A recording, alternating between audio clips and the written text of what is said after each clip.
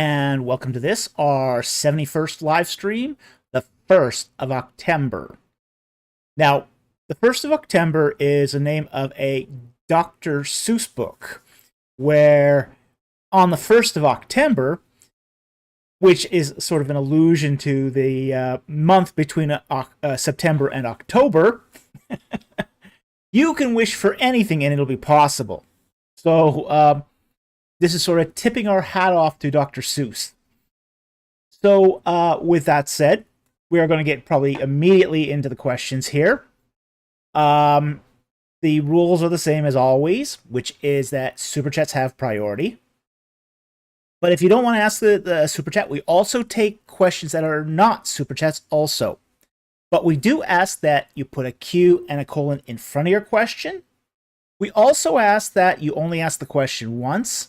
So as I scan through the live chat, I know whether or not I've answered it. And finally, if it has to do with a Bible verse or a foreign word, please let us know what the verse is, the book, chapter, verse, reference, so I can have some context. Also, I ask if it's a foreign word, just tell me what language it's in and what you think it means, just again, so I have a little context, so I know what you're talking about. So anyway, with that said, we're going to get into the questions. We don't have a lot of non-super chats tonight so far, but we are going to take what we've got. Let's see here. Now, the first one is from GGBOTG, and he asks, why would the Bible speak about physical endings but not physical origins? To me, the only way this makes sense is if full preterism were true. What are your thoughts on that eschatological belief?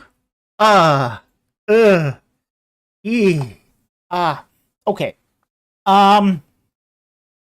I think there's a problem with the question, honestly.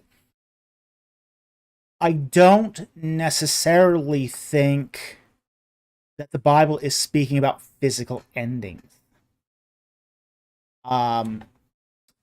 Teleological endings, yes, where the purpose of, say, the creation is fulfilled.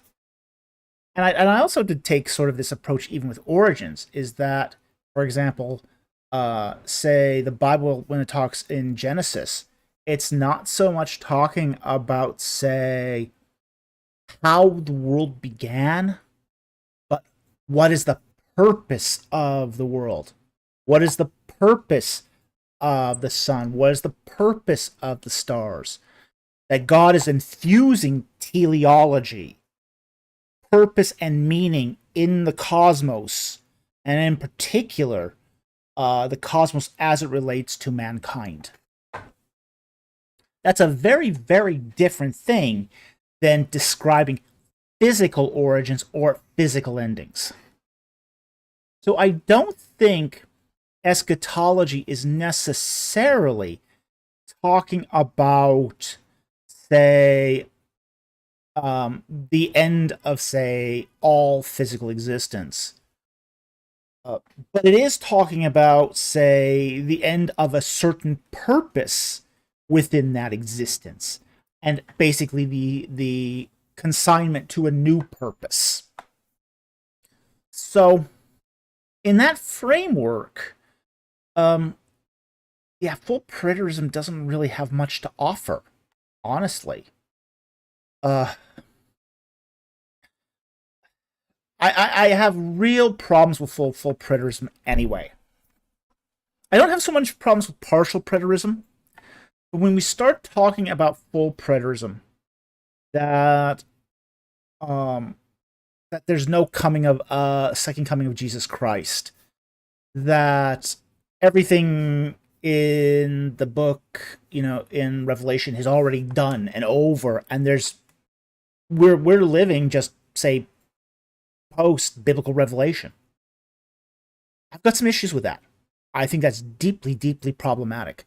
And it's deeply problematic for the Orthodox Christian faith, which does hold to, say, the physical second coming of Jesus Christ, as well as a full resurrection of the dead. That is an excluded possibility in full preterism. I've got some problems with this. I've got some real problems with full preterism. I don't think it's orthodox. But I do think too that one could carve out a acceptable position within partial preterism. Now, with that said, I'm not a preterist. I'll be straight up with you. Not a preterist. I'm a futurist. I think the unveiling, many of the events of the unveiling are still yet to come. And I think that there's going to be a return of our Messiah, that he will correct all the wrongs of this world, and that he will bring his reward with him. And upon this, I stand with the creeds. So anyway, I hope that answered your question. Yeah, I think because the premise here is flawed, the initial question is flawed. I also think that you've come to the wrong conclusion as far as an eschatological point of view. Now, and I don't normally tell people that their eschatological view is wrong, but full preterism is kind of an exception here, just because it's sort of really outside of the historic Christian faith. So anyway, thank you very much for the question, and I hope that gave you some guidance here. But I think they're better alternatives. I just think they're just better alternatives. And normally I wouldn't separate over this issue. I don't think eschatology is something that we should fight over, honestly. But I also think, too, that not every eschatological belief is consistent with the historic Christian faith. And I think full preterism is one of those. All right. Now we're on to the next question here. It is Magnificent Universe. He asks, when will you have a discussion with Titus Kennedy? Was it already? No, it's still to come. It's still to come. You mark your calendars. My discussion with Titus Kennedy is Wednesday, October 19th at 4 p.m. Pacific time. Okay? So I'll repeat that. Wednesday, October 19th, 4 p.m. Pacific time. So, and it'll be on Sean McDowell's channel. So, it should be very, very interesting. We are both coming at this. The discussion will be exclusively on the date of the Exodus. It will, he is an expert for the early date of the Exodus. I'm an expert on the late date of the Exodus. This should be a very, very interesting discourse. Very, very, very rarely do these events happen. Very rarely. I think the last major debate on this, and I don't count my debate with Douglas Petrovich and David Rohl. That was kind of not a serious debate, in all honesty.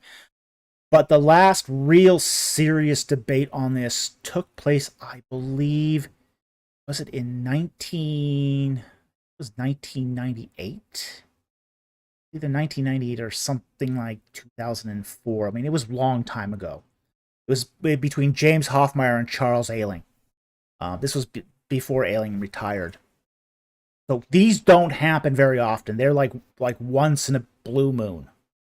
That people can get together and have these discussions.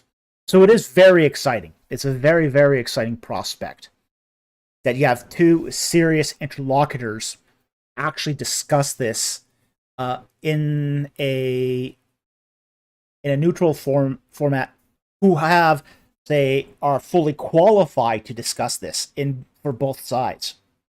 So very, very, very interesting. So anyway, thank you very much for the question, and I hope that answered it. Okay, the next question is from Brick Creation. Can't wait to see your interview with Titus Kennedy. Bringing any popcorn? Well, probably not. That could be seen as inflammatory, and I want this to be a serious discussion. Honestly, I want this to be a serious discussion where where the issues are actually discussed. Very very rarely can you get to the actual points of contention and where the data is actually consistent or incongruent. So this is one of those rare opportunities where this might be possible. So I'm very, very hopeful that this will be a serious discussion, not just a gong show. Too often these things just devolve into either name calling or stonewalling. It would be very, very nice if for once we could get a serious back and forth on the ideas and the advantages and disadvantages of both sides. I kind of want him to kick the tires on my view too, because I think it's strong enough to survive a serious challenge. And I think he's a perfect example of somebody who could give my view a serious challenge. This was one of the things is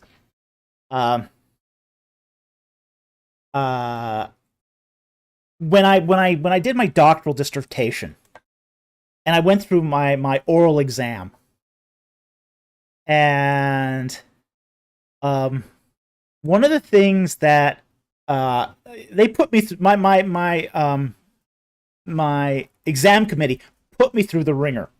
Okay, they really put me through the ringer. And 2.5 hours later, you're just going, oh my gosh, did I actually pass this thing? They just kept hitting me with hard questions.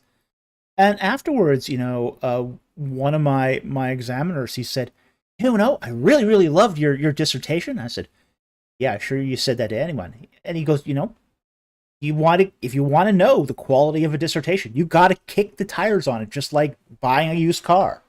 You kick the tires on it to see if it's going to hold up. Ideas are like that. You want somebody to kick the tires on your ideas just to see if it'll hold up. So I think having a quality discussion with somebody who's an expert in the field is a good challenge. And you can always walk away and learn something.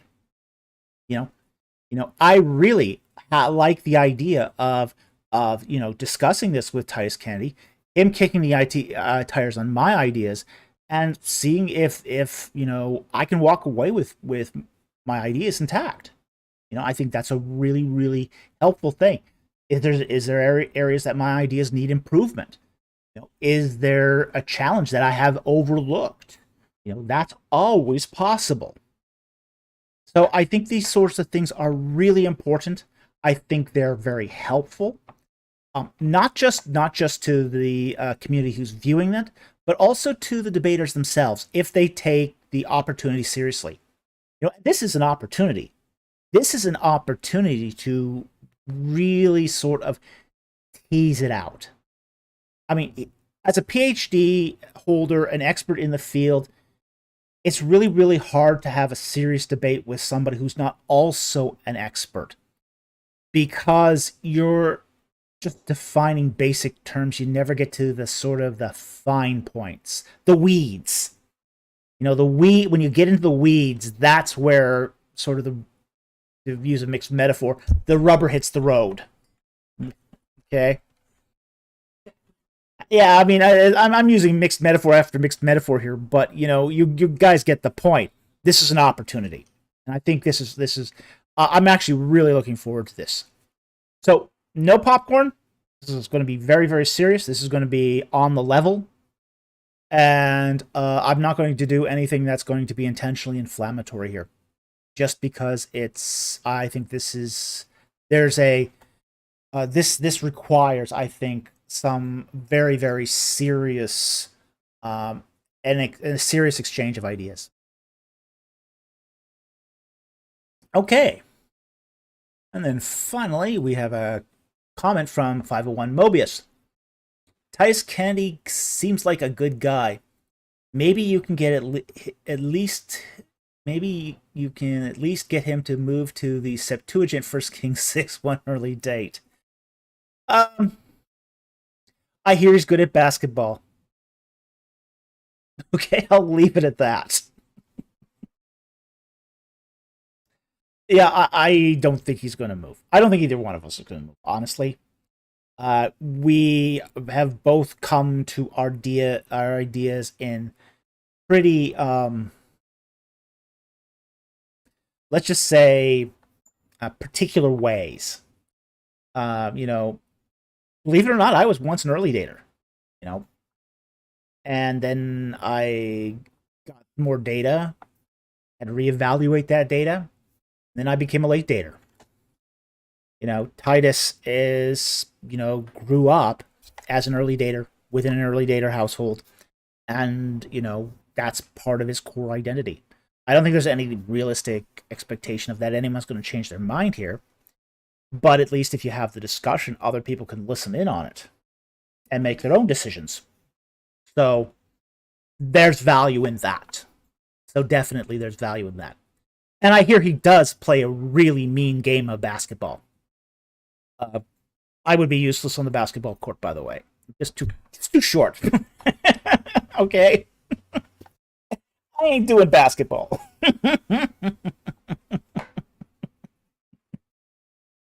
So anyway, thank you for the comment. As I said, it was going to be a really interesting debate. Okay, we're now on to the super chats.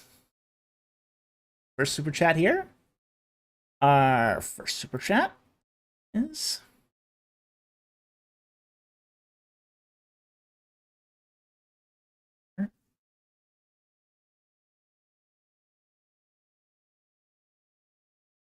from Brick Creation for $10. Thank you very much for the super chat. Very much appreciated. And he says, "Hi, Dr. Falk. Hello. Do you think that Christianity surviving and becoming accepted, then dominant in Rome, is prophetically significant? It always reminds me of Daniel 7:18, 7:26, 27. Possible foreshadowing? Sure. Let's bring up Daniel 7. I mean, it's probably the 70 weeks, if I best recall.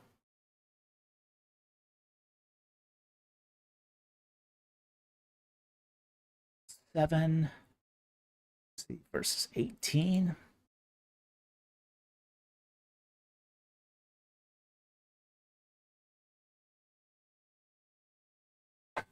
But the translation here says saints. I'm reading verse 18 of the highest one. Saints here mean is Kodesh, the holy ones. But the holy ones of the highest one will receive the kingdom and possess the kingdom forever for all ages to come. Sure. I mean, that does seem to be, alluding to a foreshadowing of Christianity. And then 26 to 27.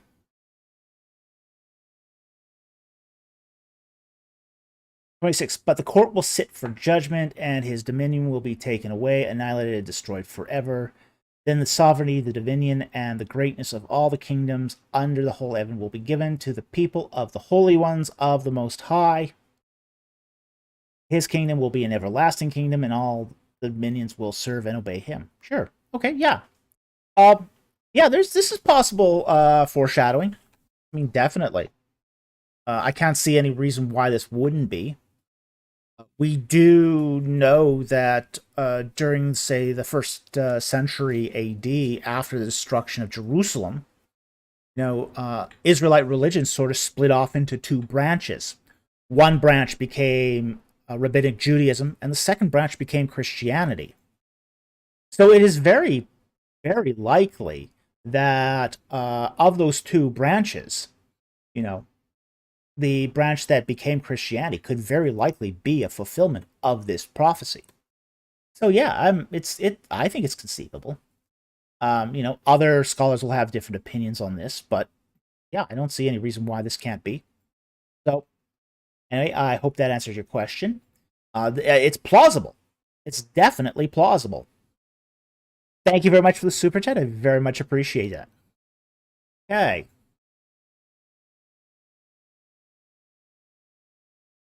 Next super chat is from Recreation again for $5. Thank you very much for the super chat. Any similarities between the feasts in Leviticus and Egyptian festivals? Oh, wow. MR446, others. Yeah, MR446, that's, I believe is a Hittite festival. And that is actually very, very similar to the Feast of Unleavened Bread. Very, very similar. There's a lot of similarities between the Hittite festivals and, say, Passover. At least the Feast of Passover, Feast of Unleavened Bread. What other similarities does Israel and Egypt have? Wow. Okay. The festivals themselves are not terribly similar between Leviticus and Egypt. But then again, too, I haven't really. The problem with Egyptian festivals is we don't always know the details of Egyptian festivals all that well. People think that, they recorded. You see festival scenes inside temples. And, a lot of people assumed, at least early on in Egyptology, that this was a recording of how the festivals were being practiced. Well, a century later, and like, for example, the festival at Abydos of Seti I, there's like a dozen different sequences proposed for that festival. It's one thing where we've sort of learned is that the Egyptians did not record how they performed their festivals. They don't perform what order they're in, what was involved, the liturgy they used. We got actually very relatively little information about festivals. We got their festival calendar. We know they celebrated tons and tons of festivals. That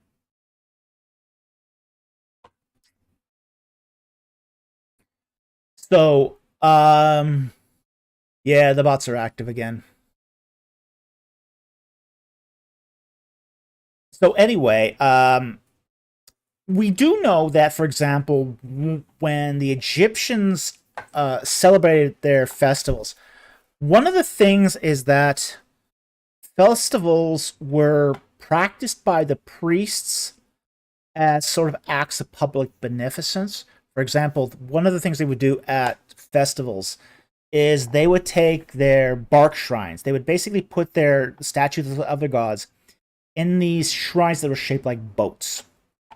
And then they would basically carry the boat outside the temple among the people. At the same time, too, they'd be giving out food and wine and lots of nice stuff for the people to eat. Okay, so there is definitely sort of a top-down relationship here between sort of the role of the priesthood and the god versus, in contrast to, how the people are responding to it. Whereas in Leviticus, when a feast is done, everybody in the assembly is included. Not just the priests. Everybody takes a certain part in the festival ritual. Whether it's the Feast of Booths, where you have to live in a booth, or whether it's the Passover, where you have to kill a lamb for your household and eat unleavened bread for 7 days. The religious requirements of, say, Leviticus applies to everybody who's in the assembly, not just the priests. And it's not optional either. Whereas with the Egyptian festivals, if the, common people don't show up, no biggie. There'll still be lots of people there to receive the free food. So there's a lot of differences between how the Egyptians perform festivals and how the Israelites perform festivals. Now, with that said, there are a lot of similarities, other similarities, religious similarities, cultural similarities between Israel and Egypt too. The priestly purification rituals are very similar. Many of the purity laws are very similar. So there are points of similarity between the two, as well as, say, points of departure. So, Winnie, I hope that answers your question. Thank you very much for the super chat. Very much appreciated. Our next super chat is from Brick Creation for $20. Thank you very much for the super chat. Very much appreciated. And he says, the strongest case for preterism, in my opinion, is they take all the time statements in the New Testament to demand a really soon coming. How can a futurist handle this? Any ancient Near Eastern understanding for soon to mean later? Yes, there is a different understanding to soon. But it doesn't mean later. It means suddenly. Okay? That's a very different understanding. So that's how a futurist would handle this. Is they wouldn't interpret it to be, yeah, that he's coming as in quickly, as soon as in a soon period of time. That it more along the lines of he is coming quickly, as in when he does come, it'll be so fast you don't realize it. Your head will spin. Okay, it's more that meaning. Okay? So that's how a futurist would handle that. See, the problem is, we do get into this one meaning fallacy, where we think we've interpreted a word one way, and we think that's the only way it can be interpreted, when actually there's many meanings for most of these words. You know, you go look at a lexicon, whether it is Bagda or even Halot, and you notice that there's like a half dozen definitions for every word. So you can't just be rigidly say that soon means in a very short time, because it can mean other things, such as imminent. His arrival will be imminent, as in it'll be hit just so quickly you won't see it coming when it does come, but it's not necessarily going to be in a soon or in a short period of time from now. So anyway, I hope that explains this. That's again how a futurist would explain this. This is actually how most exegetes would explain this. Is that this means imminent, not soon. Okay? So anyway, thank you very much for the super chat. Very, very much appreciated. And I hope that sort of cleared up the matter. Okay, our next super chat is also from Brick Creation for $10. Thank you very much for the super chat. Opinion on the 12 tribes of Israel. Ooh. Some say that Gilead was one of the tribes in Judges 5:17. I don't agree. Or that Deuteronomy 20:33 leaves out Simeon for blessings. Yep, it does. Opinion of the myth of the 12 tribes. Dr. Andrew Tobolowsky. I have not read Tobolowsky. Okay. I don't think it's a myth, but just prima facie, I don't think it's a myth. Now, in the case of Gilead, let's look at what Judges 5:17 actually says. Because there really isn't a claim here.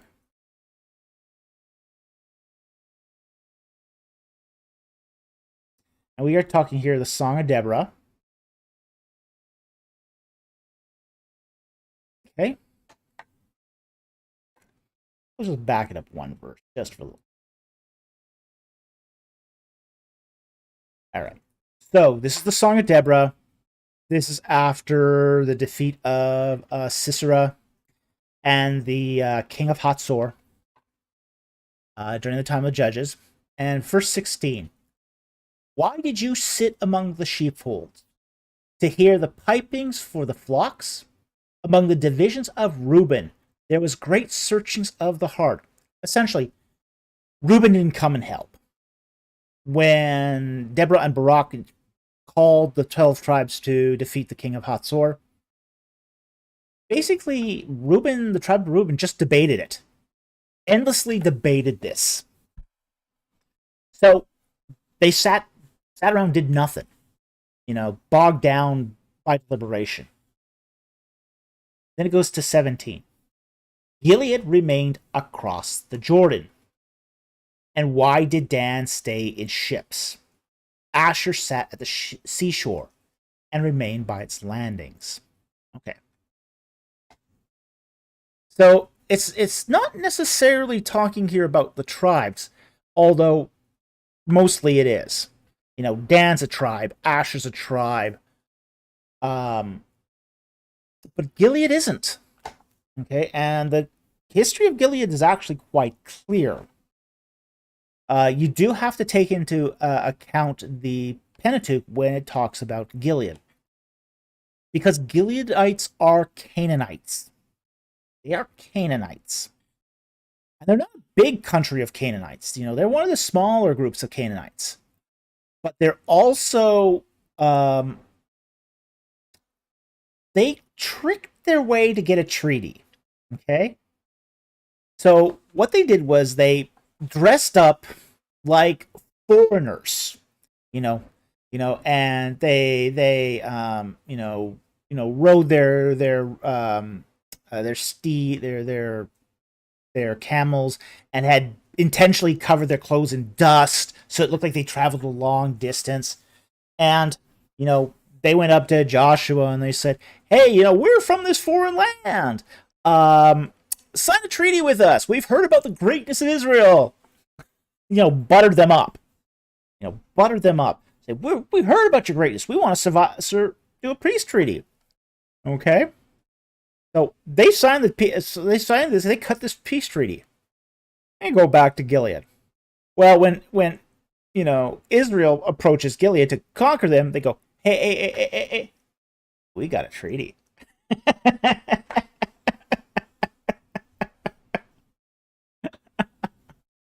Okay, and Joshua goes, you tricked us. Yep. Yep, we did. But we still got that treaty. Okay. Now, Gilead did fight on certain occasions with Israel, but it was sort of a on and off kind of thing. So in this particular case, against Hyksos, Gilead stayed at home. Okay. They're not a tribe. They've never been recognized as a tribe. You get to, say, the book of Samuel, and it's very, very clear they're not being treated as a tribe.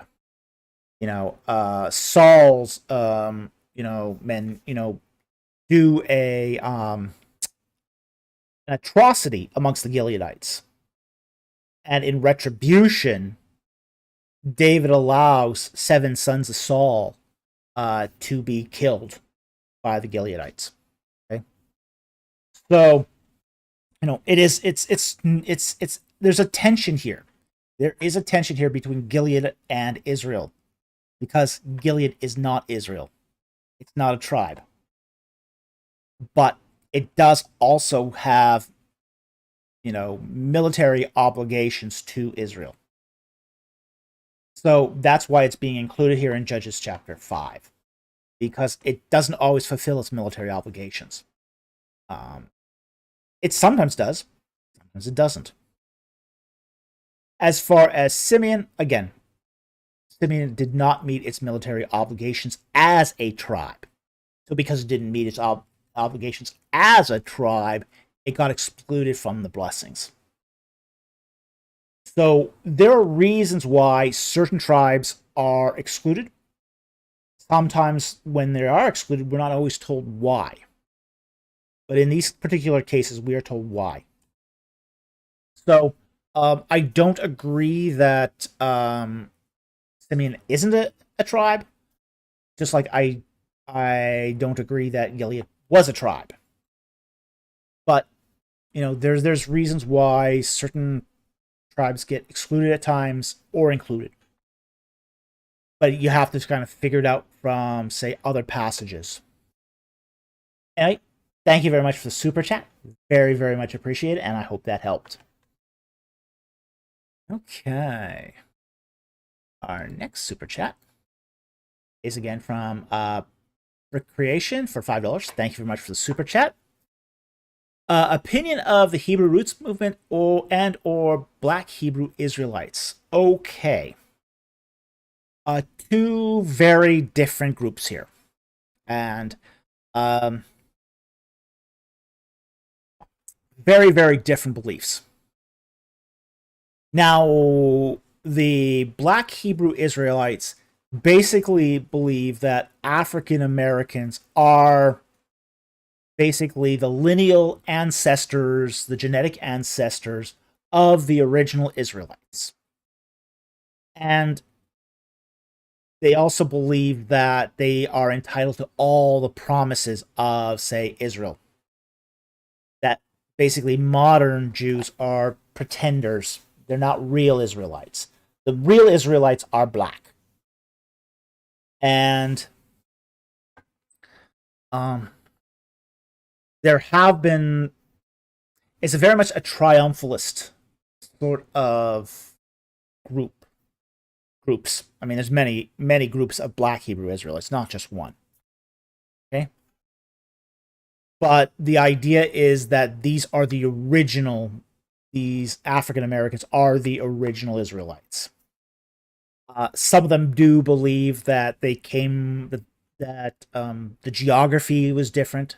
Like, for example, I've encountered some groups of Black Hebrew Israelites who believe that Jerusalem was actually in Namibia. This is in the tip of Africa, the southern tip of Africa, just above South Africa. Of course, they're basing this on 19th century Dutch maps, which are, of course, renaming all these new towns after biblical cities. But so they'll point to these 19th century maps and go, "Oh, see, Jerusalem in Namibia."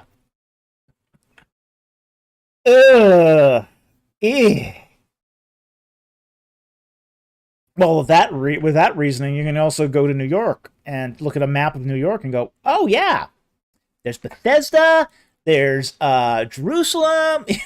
You can do the same thing with the state of New York. Okay. It's really odd reasoning, but many of them do have this reasoning. They do believe that they can keep slaves. Many of them think that that they will one day be enslave, say, the white race, because they're still holding to the idea of a Levitical law that allows slavery. You know, they don't understand that this law was specific for a theocratic ancient Near Eastern kingdom where slavery was part of the socio-economic system. So many of them still hold that they will someday become slave masters. It's kind of ugly. You know, it's kind of ugly. There's no way to kind of sugarcoat that. Okay. Now, on the other hand, Hebrew Roots movement is very different. The Hebrew Roots movement is actually a kind of legalism. And unlike, say, the Black Hebrew Israelites, which are tend to be ethnically African American, the Hebrew Roots movement does appeal to a wide cross-section of ethnicities. And it's basically the belief that to be saved, you have to follow the Torah law. Okay? You have to follow the Torah law. You know, every jot and tittle of it. Okay? So for the Hebrew Roots movement, it's not enough just to believe in Jesus Christ. Okay? You have to be fully Torah observant. I mean, not just say living Torah, as in, you know, by fulfilling the law of loving God and loving your neighbor, you fill the whole law and prophets. You know, it's not that sort of thing. It's the, well, you know, you got to go and, you know, do your burnt offerings. And you have to keep Sabbath. And all these other, say, encumbrances of the Torah law, of of the whole 613 ordinances, the mitzvahot. So the Hebrew roots movement is a kind of legalism, and it's one of those sort of legalisms that, like all legalisms, it's a mouth that can never be satisfied. There's always more to be observed in the law. Are you tithing? Have you tithed your mint? Have you tithed your rosemary? Have you tithed from the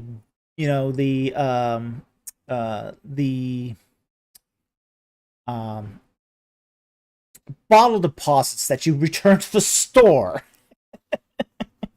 It gets really, really crazy. I mean, it really, really does get bizarre. And many people within the Hebrew roots movement will also say, attack Paul, because he basically, is preaching freedom from the law. So a lot of Hebrew roots movement people tend to be very anti-Pauline. So I do think that there is issues. It becomes works salvation ultimately. Ultimately, the Hebrew roots movement is a kind of works-based salvation. It's faith in Jesus Christ.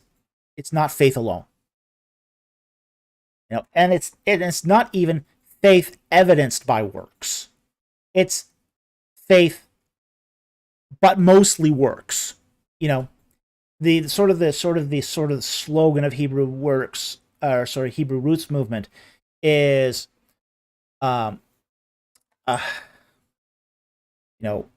without works, your faith is, you don't have faith. Faith is worthless without works. You need the works. And those works are the complete Torah observance. So, very, very different. They're both bad movements. They're both harmful movements, but they're harmful in almost different ways. The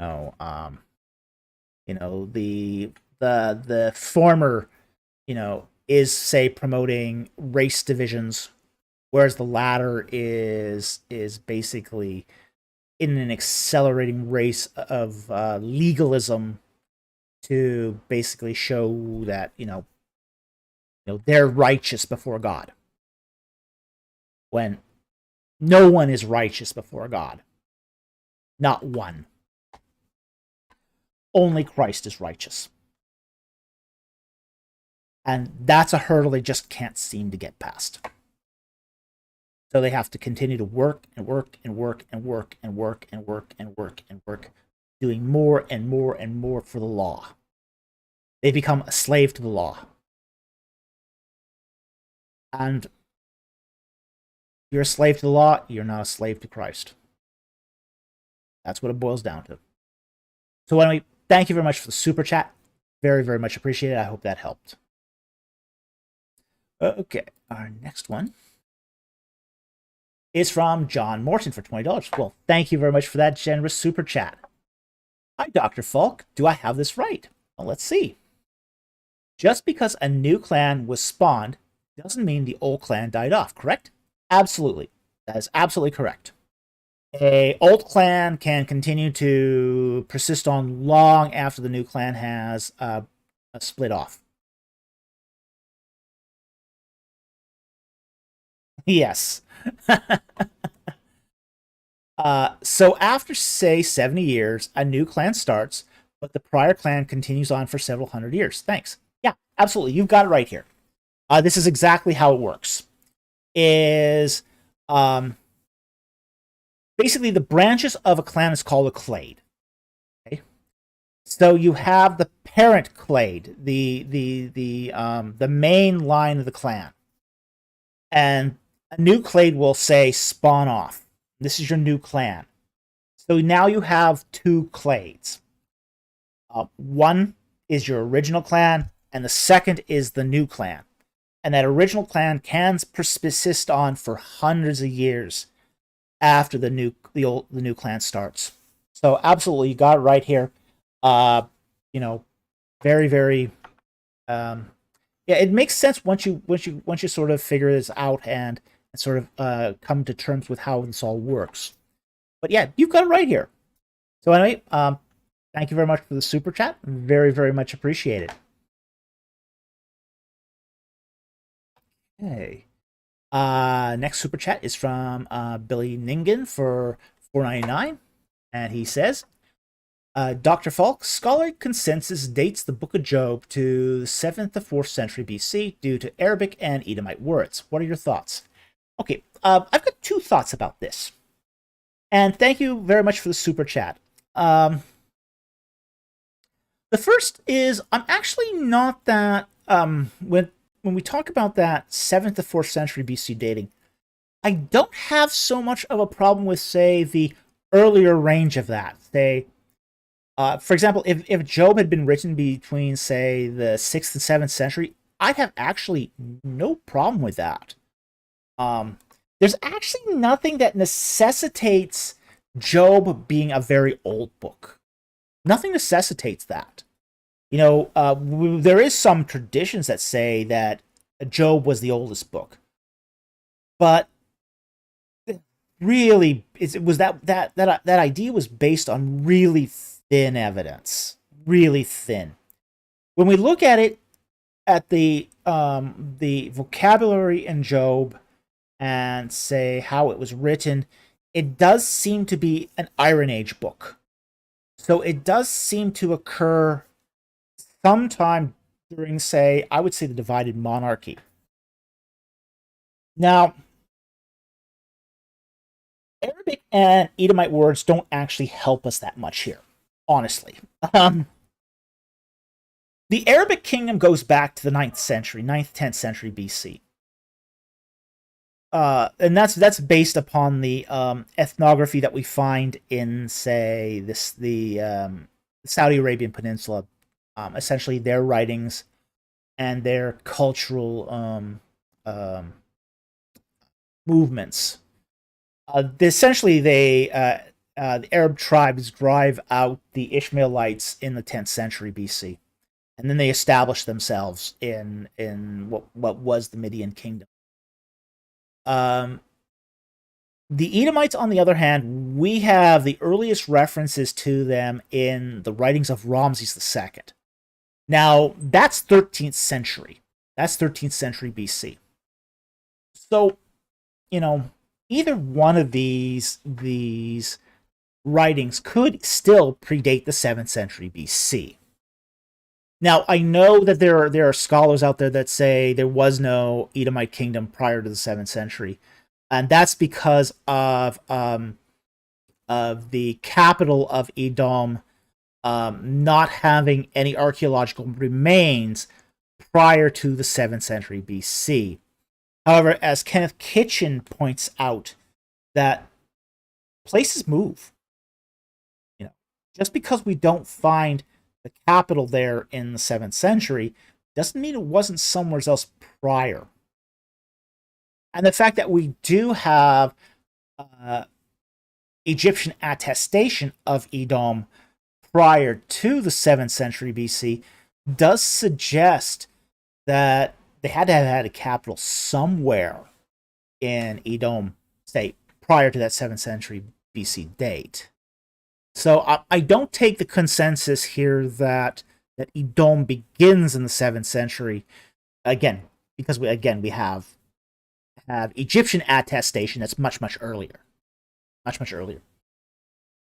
So while I don't have a problem with Job being written in the 7th to 6th century BC, there's no reason why at the same time it couldn't have been written as early as, say, the 10th century BC also. You know, I don't have a firm opinion of this one way or the other as far as the dating of Job. I kind of do it very, very... I think the range here could be incredibly broad. I generally say between the 10th century BC and the 5th century BC. You know, somewhere in there. And I think that's all you really need to say. You know, you kind of have to say it's after the fall of the Mitanni Empire sometime. That would that would place it around, say, the time of Merneptah, maybe a little later, Ramses III, but, not much after that. So, I mean, as long as you sort of say after the Mitanni Empire and say before the Babylonians, you're pretty safe. I mean, that's about as close as we can get it. There's just not enough specific specific markers here to tell us any more about this. So anyway, I hope that answered your question. There's actually really two questions here, but I hope that answered them. Thank you very much for the super chat, and very much appreciate it. It's a good question. Okay, our next super chat is also from Billy Ningen for $9.99. Thank you very much for the super chat. Dr. Falk, since Genesis mentioned Ephron the Hittite, do we have evidence of the Hittites present in Canaan during Abraham's time? That is actually a very interesting question. The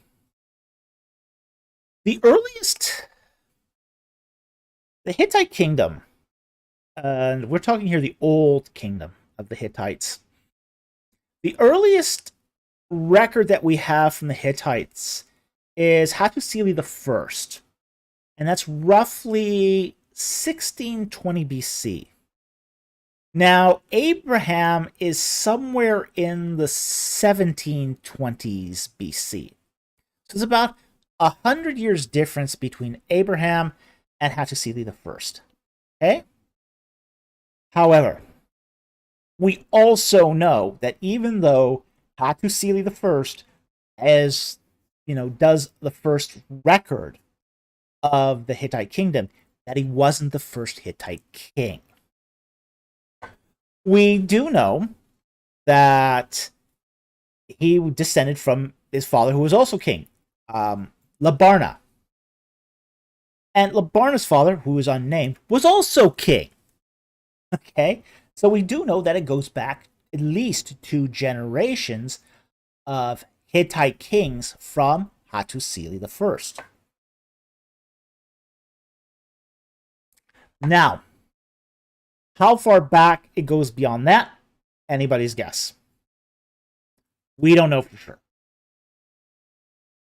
It does seem that the Hittites prior to the old Hittite kingdom were much more, let's just say, much more an ethnographic group, loosely affiliated.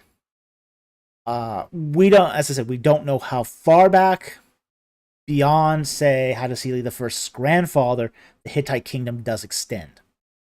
But it also seems to be that even Hattusili I's grandfather was not the first king. We just don't happen to know who the first king of the Hittites was. We just don't have that evidence. And that just happens sometimes. It's really a shadowy, the Hittite Empire, the Hittite kingdom is really very shadowy in some of its history. A good reason part of this is because of the way they recorded their history. We don't have a lot of records. We do have some, especially of the Hittite New Kingdom. But the Old Kingdom, we don't have a lot. We also don't have a lot of, say, the Middle either. So, there's dark periods of history in the Hittite kingdom. And, it's possible that it goes way back, and we just don't know. So, I wouldn't say that the lack of evidence here is that much of a concern, just because there does seem to be an allusion to this, that Hittite history is basically being a continuation of a long trajectory, even at the point of Hattusili I. But how long a trajectory is anyone's guess. So we don't have any evidence for Hittites during Abraham's time, but it also can't be ruled out either. So anyway, I hope that helped. Thank you very much for the super chat. Very, very much appreciated. We got another super chat here from Billy Ningen for $9.99. Thank you very much for the super chat. Some conservative scholars argue that Deuteronomy as a whole follows the structure of Hittite treaties, even though there might have been multiple redactions. What are your thoughts? My thoughts are that I do think Deuteronomy is based on the structure of Hittite treaties. I think this was well demonstrated by the 3-volume set Treaty Laws and Covenants by Kenneth Kitchen and Paul Lawrence. I think that massive set really sort of puts this in sort of to rest. So I think Deuteronomy is definitely structured on a Hittite, at least the sort of trees that were in circulation, say during the 13th century, and the ones that we have extant examples do happen to be both Hittite and Egyptian. I take more exception to the multiple redactions, honestly. I don't. I think that much of the evidence that is used for redaction criticism is of dubious value. Now, here's what I'm not saying. I'm not saying that the language of the Pentateuch wasn't updated. I think it clearly was. I think forms of the verb were changed. I think some spellings were changed. I think that there are interpretive glosses added. I do think that various sections of the books were stitched together in a certain pattern. Okay. But redaction has a different sort of connotation. Redaction is basically that you have oral documents that are constantly being edited over and over and over again, being constantly changed with every retelling, and then finally with every rewriting. I think that's a very, very different proposition. So, I don't place a lot of stock in the redactions, but the idea that Deuteronomy follows the structure of Hittite treaties, oh yeah, I'm totally on board with that. Yeah, I think the evidence of that's pretty. So anyway, I hope that helped. Thank you very much for the super chat. Very, very much appreciated. Okay. And finally, now I'm going to thank Billy Ningen here twice for this. He had a $5 super chat here.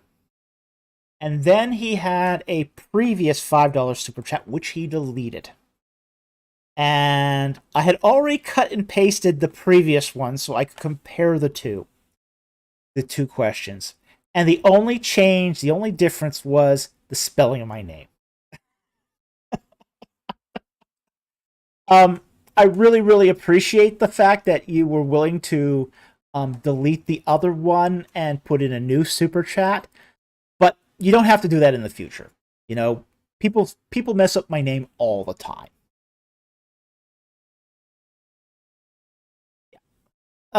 People mess up my name all the time. It's totally okay. Next time just roll with it. Okay. So, but with that said, I want to thank you though for being willing to do that and for the extra $5 contribution. Very much appreciated. So, I'm glad. I'm pleased that you felt the need to respect my name in that way. But in the future, you don't have to. Okay, I understand completely. It happens. Okay, so now his question. Dr. Falk, did the worship of Yahweh have Egyptian origin? No. We'll get to why in a moment. Did we have evidence of the divine name earlier than the first millennium BC? Okay. That's a more complicated question. Now, the origin of worship of Yahweh does not seem to have originated in Egypt. Now, there are some people who say that the moon god Iak is Yahweh. That's etymologically untenable. So I don't buy that hypothesis for one moment. It just doesn't work etymologically. The on the other hand, it does seem to be that Yahweh worship does originate from at least in its 13th century incarnation from Midian. We are told that the Israelites are in Egypt and they're worshiping other gods. That's what they're doing in Egypt, is they're worshiping other gods. And Moses has this encounter with Yahweh when he's in Midian. Consults his father-in-law about this god he encounters, and then comes back to Egypt with this god that the Israelites weren't worshiping, Yahweh. So it does basically seem that Yahweh does had originated as, say, a Midianite deity, at least in its name. Now, do we have any evidence of the divine name earlier than the first millennium BC? Maybe. And I'm going to be very, very cautious here. And this is a maybe. There is an inscription in the Soleb Temple called the Shasu of Yahu inscription. Now, many have ascribed this as Yahweh. And this is why I think we need to be really, really cautious. Because it's possible it's Yahweh, but it's not certain. It could be other things as well. It could be a personal name. It could be a place name. We just don't know for sure. But what we do know for sure is that the origin of that place is in Edom. And Edom, during the time of the 13th century, was part of Midian. Okay? So you had this overlap of Edom and Midian at that time. And when Midian starts falling apart, Edom breaks off as its own independent kingdom. So, we've got this happening here that, Moses is wandering through Edom, Midian, and, Saudi Arabia, Midian, Sinai. And, he is going to encounter this god that he never had known in Egypt. And he's going to bring it back with him to the Israelites. Okay?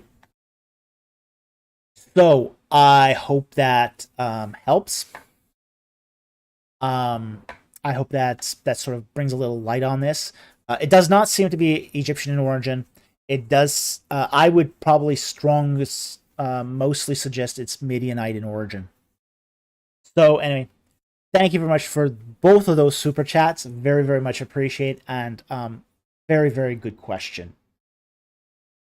Okay, and we're on to Twidget here. Let's see, what's our next one?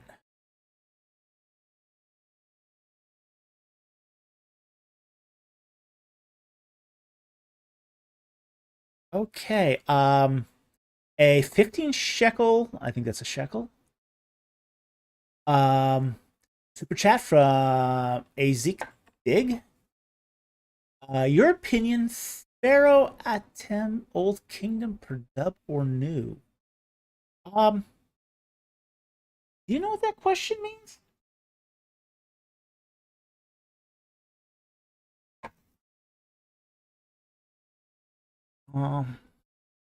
Isaac Dig.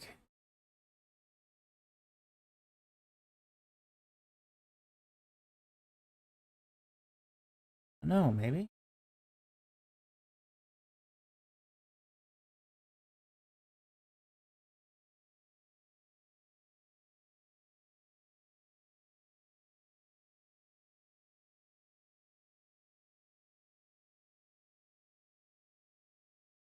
Okay. I don't know if that's the same question.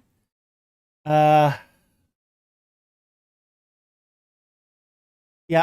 if you can rephrase that question so I can understand it, we'll look for this and we will engage it, but I just don't understand the question. So if you could please just restate the question in a way that I could understand it, that would be very, very much appreciated. So I'm sorry I can't answer it because I just don't understand the question. But thank you very much for the super chat. Very much appreciated. Okay. That's that's a Yu-Gi-Oh question. Okay. Yes. All right. Okay, that's a Yu-Gi-Oh question. Okay. All right. Context is everything. Okay. Okay. Now I understand. Okay. An anime question. Okay. Um.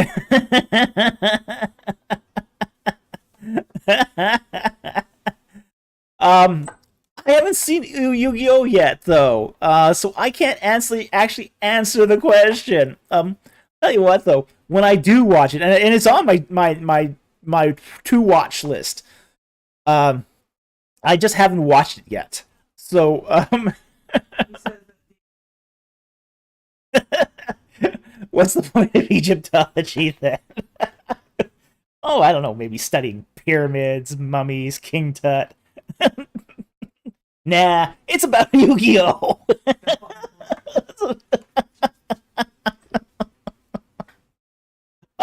Yeah, I haven't watched Yu-Gi-Oh yet, so I'm gonna have to defer that one. So uh but at least thank you for filling in that context. I'm a little behind on my anime right now. Uh Preparing for this debate with Titus has sort of preoccupied what I've been doing, so I haven't had the time to just relax. And I mean, I've got a stack of books here on my desk. No. Yeah, this is my stack of books in preparation for the debate. So, and I got a whole bunch down below too. So, um, yeah, okay. Well, let's go to your second question here. Okay. All right. For 15 shekels again, thank you very much for the super chat. Deuteronomy 23:7. Hyksos are out by then. Oh, yes, definitely. They're long gone. So, native Egypt hosted the Hebrews. They weren't called Hebrews yet, but they did. There were other Amoritic Semites in there. Now, let's just pull up that Bible verse and just read it. Deuteronomy 23:7. And it says, "You shall not detest the Edomite, for he is your brother. You shall not detest an Egyptian, because you are an alien in his land."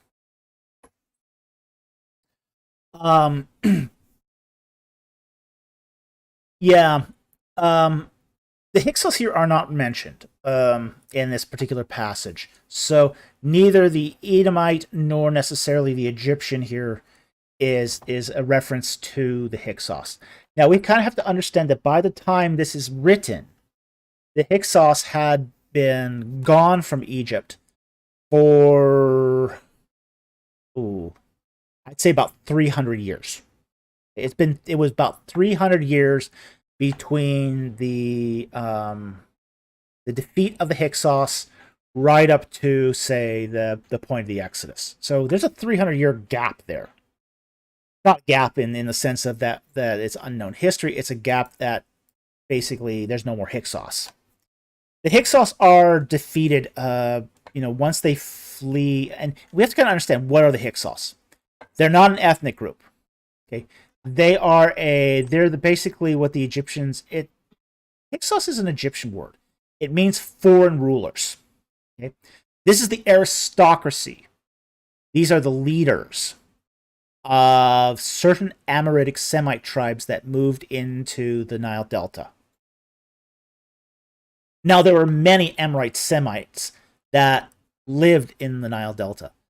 The Hyksos, the rulers of the Hyksos were just one small group of them. However, they did manage to unite them at the city of Avaris. Okay, so when the leaders hightail it out of town around 1530 BC, 3 years later, Ahmose the First, follows them out to Gaza and strikes the final blow. Okay, so there are no Hyksos by the time that Deuteronomy 23 is written. The Edomite refers to actually the people who lived in Edom. And the Egyptian, likewise, refers to the native Egyptian group, not the Hyksos. So I hope that clarifies this. There does seem to be a distinction here in all these texts between basically the people who ruled Egypt, say, during the time of Joseph versus a new king who rose up in the land. And these were the Egyptians, the native Egyptian dynasties. So I hope that explains things. Thank you very much for the super chat, very much appreciated. And thank you for the good laugh on the previous one. That was even though I didn't, I haven't watched Yu-Gi-Oh, that was still fun. So anyway, thank you very much for the super chat. Very much appreciated. Okay.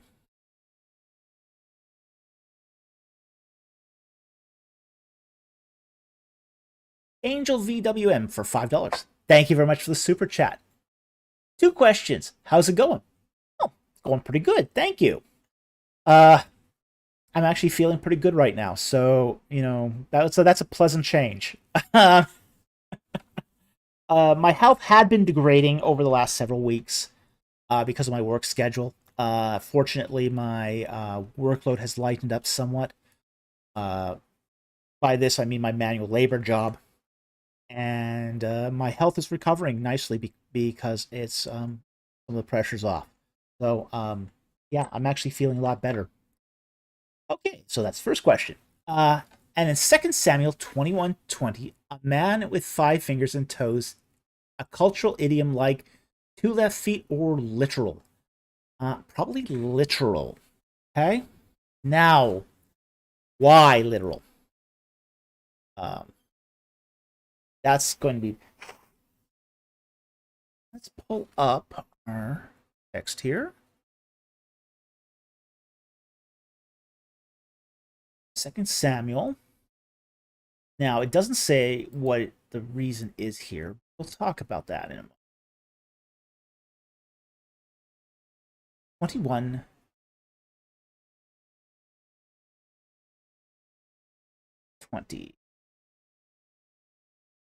And the text says, verse 20, and there was war at Gath again, and there was a man of great stature who had 6 fingers on each hand and 6 toes on each foot, 24 in number, and he had also been born to the giant. Okay? Now, the giant here is probably the original Goliath of Gath.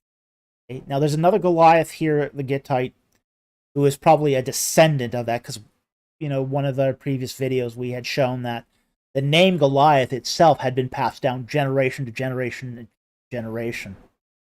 So there's more than one Goliath. But the 6 fingers and the 6 toes goes back to Canaanite superstition, essentially. Essentially, there's the idea that Canaanite magic is disruptive. Okay? It's not sympathetic magic. It doesn't work with nature. It works against nature. So if you've got something that's sort of against nature, you disrupt the natural order and sort of can slip in your will at that point. Okay? In the case of someone who's born with a defect such as, say, 6 fingers or 6 toes, that's not natural. Therefore, this is a person that's not bound by, say, the normal rules of, say, metaphysics and the world. He is sort of magically touched. So, it's not a cultural idiom like 2 left feet, but there is a literalness here that he did literally have 6 fingers and 6 toes, But the meaning of this, the cultural meaning of this, is that he was expected to have been supernaturally blessed because of the disruptive nature of his physical form. So this is something that's very, very peculiar to Philistine and Canaanite beliefs. This is sort of, in many respects, this is kind of the antithesis of Israelite beliefs. When we talk about, say, the kosher laws and the laws of the assembly in Israelite culture, there is an emphasis on normality. There's an emphasis on normality. For example, if somebody loses a limb, they're no longer allowed to be in the assembly. If they lose a testicle, they can't be in the assembly. If they lose an eye or have leprosy, they're no longer, say, like the normal people, so they're not part of the assembly. There's that emphasis on normality in Israelite religious culture.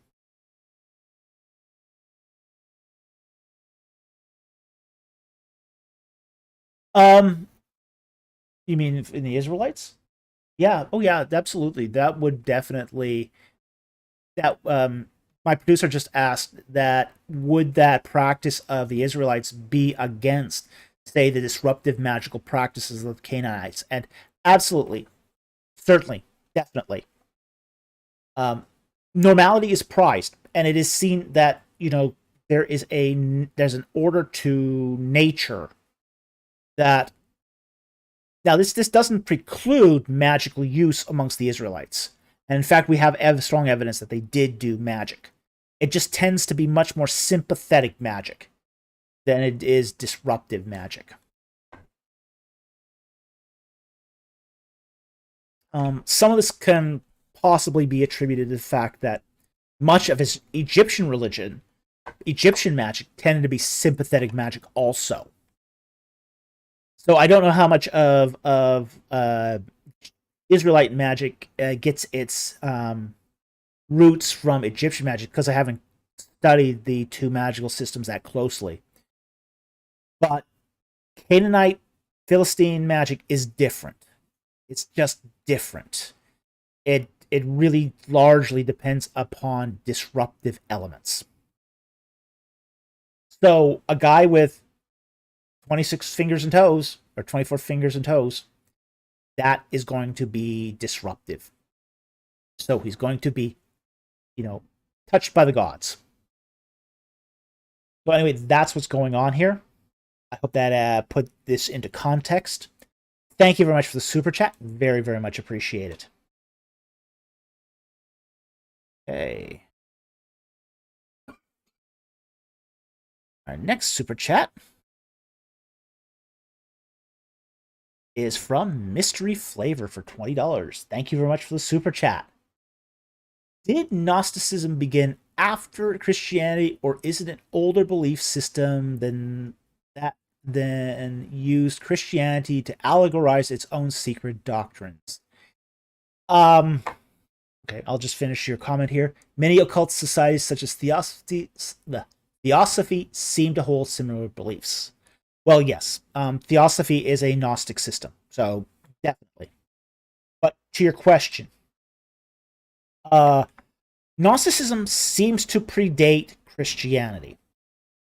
We do find among, say, in the writings of Philo, that he mentions several Gnostic groups, including the Canaanites, the Sethites, and the Ophites. So it does seem to be a system that's older than Christianity. It does seem to come out of Egyptian mystery religions, particularly, say, the Thoth cult. It does seem to, like, for example, say, the Thoth cult eventually becomes associated with Hermes and Hermes Trismegistus. Okay. And these become very, very much core Gnostic texts and, say, teaching systems. And that does seem to come out directly out of a Egyptian religious system that is syncretized with Platonism. And that seems to happen around the 3rd century BC. That seems to be when sort of that magical synergism happens between Platonism and Egyptian religion. It then becomes, say, it takes on, say, Jewish symbolisms in the 2nd and 1st centuries BC. So this is where we get the Jewish Gnostic sects, the earliest ones. And then, when it encounters Christianity, it tries to take Christian texts and Christian symbols and then allegorizes it for its own. Okay? So it's essentially just, it's slightly older than Christianity, but in the same way that sort of Christianity is the outgrowth of 1,200 years of Israelite religion, Gnosticism is the outgrowth of 1,200 years of Egyptian religion. I hope that makes sense. We are going to be doing more videos on Gnosticism. We got one more that we're going to be doing at least. After that, I don't know. I got one more recorded, and one that'll be probably Monday's video release. Will be our last on the Gnosticism series. And then after that, I'll just have to decide if I want to do any more. But yeah, it is older than Christianity by several centuries. So anyway, thank you very much for the super chat. Very, very much appreciated, and I hope that helped.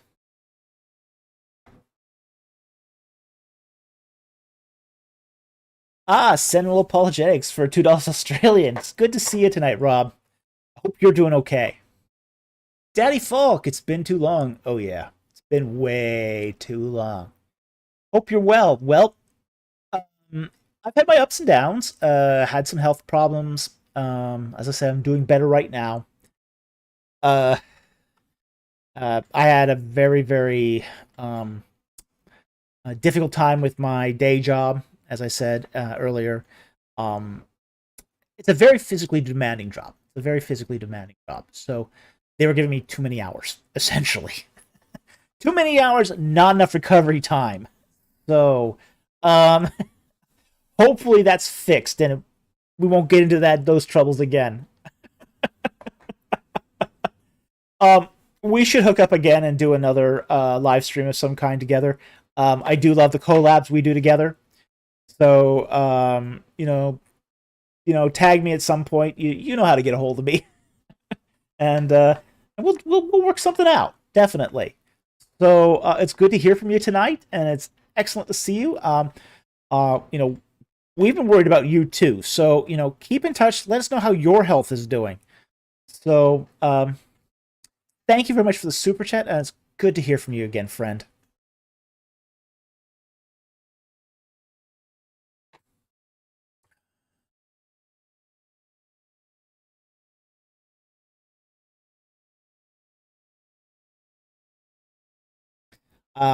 Very generous super chat from Frog Paste for $30. Thank you very much for that super chat. Very much appreciated. And Frog Paste says, love the name, by the way.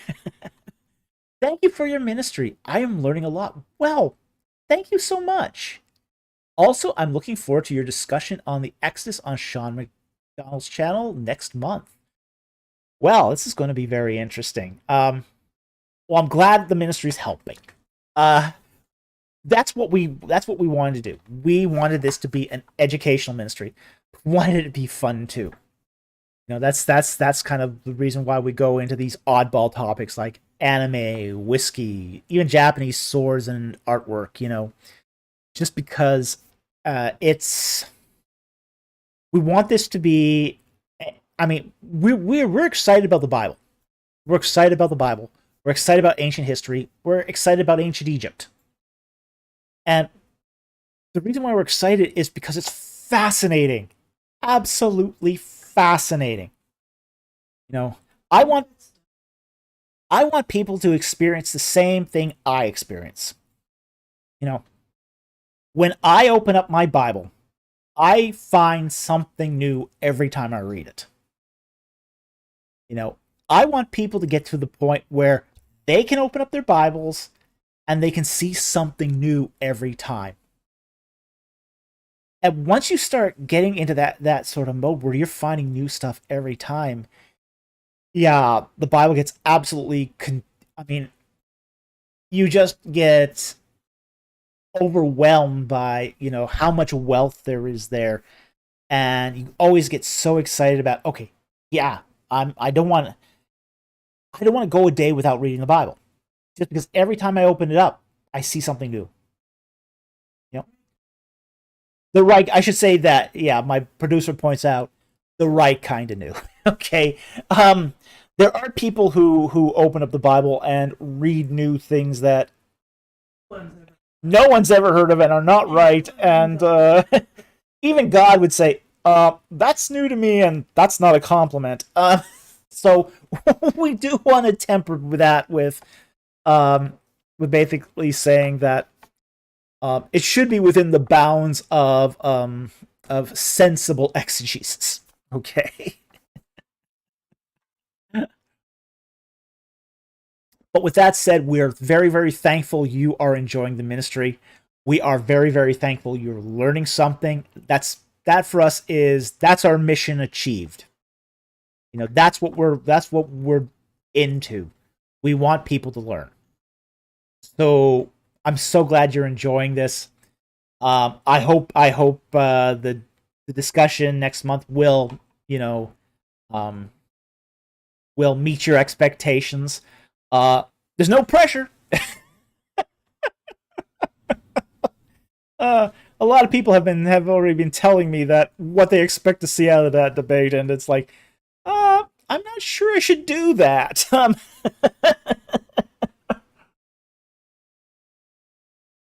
So anyway, thank you for that generous super chat. Very much appreciated, and I'm glad you're really enjoying the content. Okay. We have Sky here for 400. I'm not sure the is that it's not shekels, is it? What that is. Sky. Well, thank you very much for that super chat. Very, very much appreciated. And he goes, "Hello, Dr. Falk. What is your opinion on cousin marriages in the Bible? What is its significant in today's world? Is it right or wrong?" Okay. Um. Well, one of the things about, say, cousin marriages in the Bible is the Bible is pretty vague on how close of cousins are related. Okay. Um, there is um, you can read, for example, like um, that a um, how do I explain this? Part of the problem in when we talk about, say, the father son relationship here in the Bible is that a grandson is also called a son, and a grandfather is also called a father. So you do get situations where you've got a grandfather and maybe three quote brothers that may actually be in fact a an uncle and a nephew. Okay, they're not of the same generation of son. Knowing that, things get confusing very, very fast when you talk about things like the half brother, half sister relationship of, say, Abraham and Sarah. You know, that's going to get very, very confusing very, very quickly because Abraham's father quite possibly might not be Terah, but an omitted generation between Abraham and Terah. Terah could actually have been Abram's grandfather. But the Hebrew text doesn't make that distinction. A grandfather is considered just as much a father as any other. So I think that there is a... So when you do talk about cousins, one could be a very, very distant relation and still be considered the daughter of your father. Well, that could be a second cousin, that could be a third cousin, that could be a really distant relationship, but you couldn't really tell from the biblical narrative. So we have to understand this when we start looking at, say, the legitimacy of cousin marriages in the Bible and how it relates to us today. Because we're not using the term cousin in the same way as they would have used it in the Bible. They're using it a lot looser and a lot more expansive than we do today. Okay? So understanding that, it's going to have a very, very different significance back then than it does today. Now, is it right or wrong? That's a whole different question. There is incest was prohibited in, say, the Levitical law, in the Torah law. So even if it had been permitted, say, prior to Sinai, after Sinai, it was no longer permitted. The exception here is probably cousins. Okay, cousins were still probably allowed to marry. But, close family relations were no longer permitted. Now, we also then have to separate is it morally right versus is it beneficial? And that's a different question. I think my personal opinion on this, again, this is a personal opinion, is that it could be morally right. It's not morally wrong. But it is also not beneficial. I do think that the offspring of cousin marriages, particularly first cousin marriages, do manifest genetic problems that is very problematic to the offspring. Okay. So, and I hold that opinion very strongly. So, I would never endorse a cousin marriage. The Bible might permit it, but I personally think it's a bad idea. So I hope that explains the view. It's probably, as I said, it's probably permitted. But I think this is one of those cases where just because it's permitted doesn't mean it's beneficial. So, and again, this is using, say, our modern definition of a cousin versus, say, what they would have used, say, back in, say, the time of the patriarchs, where the definition of cousin was much, much more expansive. So anyway, thank you very much for that super chat. I hope that clarifies some of the issues, and I hope that helped. Thank you very much. Okay. Next one is from Destiny Knight for $4.99. Thank you very much for the super chat. Very much appreciated. Shalom, Dr. Falk. Well, shalom to you too. Would it have been unusual for the original audience for Genesis to say that women were created in the image of God in that culture? No. It wouldn't have been unusual. Just because of, say, Genesis 1, He created them male and female in the image. And well, it says in Genesis 1 that he created. Let's actually get the text right up, so I don't have to do this from memory. Funny that my memory is not the best. Let's get the Bible up. All right, I'll just go right down. All right, verse 26 of Genesis 1. And God said, "Let us make man in our image." Now, man here is mankind. According to our likeness, and let them rule over the fish of the sea, over the birds of the sky, and over the cattle, over all the earth, and over every creeping thing that creeps on the earth. And God created man in his own image. In the image of God, he created him.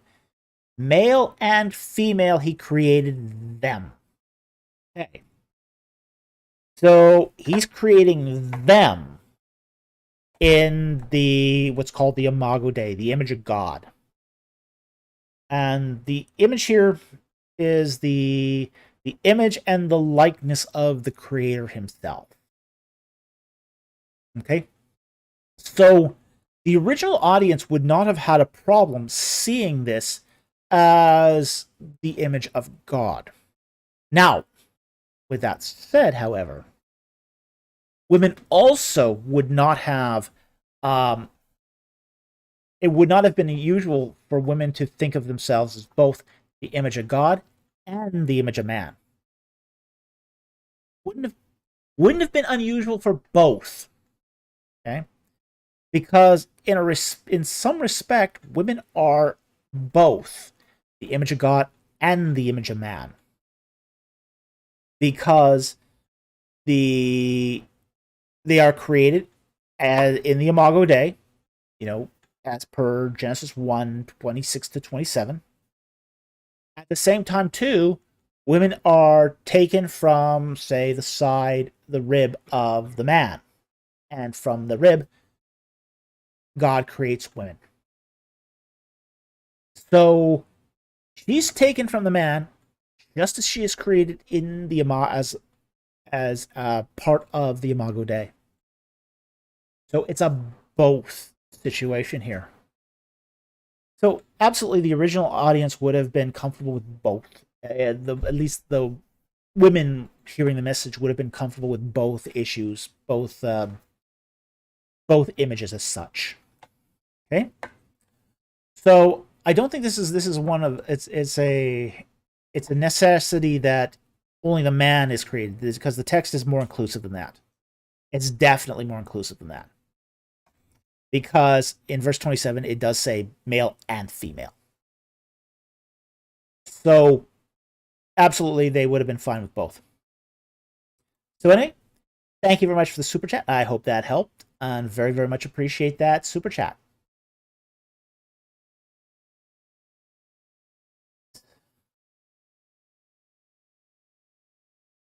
Destiny Knight 77 again for $9.99.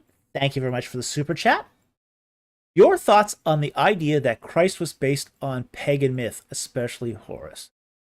Oh,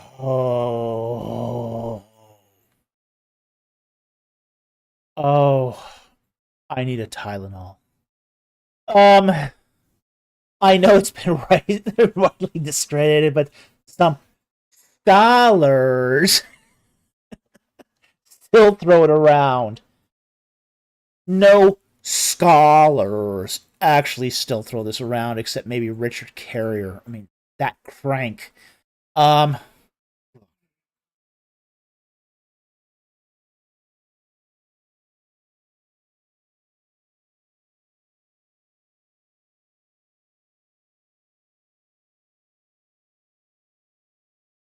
Yeah. No, there's no scholars who adopt this position. It's a ridiculous position. There is no relationship at all between the Horus myth and the life of Christ. Absolutely none. Horus is not killed. He's not resurrected. He's not sinless. Really bad stuff happens to him, but nothing like what Christ goes through. It's not the same. Not even the same at all. I mean, you get some really weird stuff in the Horus myth that just isn't even relevant to Christ. Uh, Horus loses an eye. Okay, but it's restored by Hathor. Christ dies on the cross and is resurrected from the dead. Horus never dies. No, not in the myth, anyway. Horus is I shouldn't use that R word. Is R-worded by his uncle Seth. You know, this is bizarre. I mean, Horus goes to war against Seth for the throne of Egypt. There's no relationship here between, Horus and Christ. They're not related in any way. I don't even see how this is possible. At least with the Osiris myth. I mean, Osiris was dead, cut up, stitched back together, and sort of reanimated. I can kind of see that a lot more, but Horus? No. I mean, Horus is the son of a god, but he's a god, but there was a lot of sons of gods running around Egypt. I mean, this is the way Egyptian pantheons kind of reproduced. Every god in Egypt was a blood relation to another god. I mean, there was a really sort of a limited number of ways that gods in Egypt could, spontaneously come about or reproduce. And most gods in Egypt were born from, let's just say, sexual procreation. And Horus is no different here, except in the case of Horus, his father was a cadaver. His father was a cadaver, and his mother made out with a cadaver.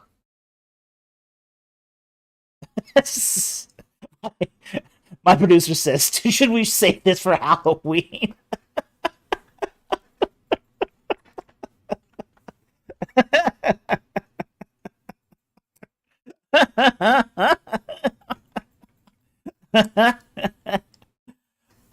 Yeah, it gets almost strange like Halloween. We're probably not going to do this for Halloween, though. I've got other plans for Halloween. I won't let the cat out of the bag, though, of what those are yet. But no, there's no relationship between the two. It's this is just silliness. This is really, really silliness. So anyway, thank you very much for the super chat. I hope that helped. Yeah, Horus is not conceived by a virgin birth. There's no scholar in Egyptology or any other relevant field that will basically say it. This is just cuckoo for Cocoa Puffs. So anyway, thank you very much for the super chat. Very much appreciated. Okay.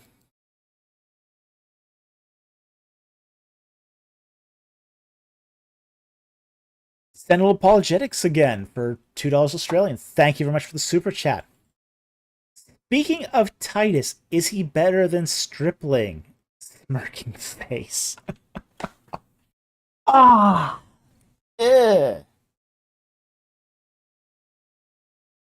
Ugh. Is he better than Stripling? Ooh. We shall see. Could be.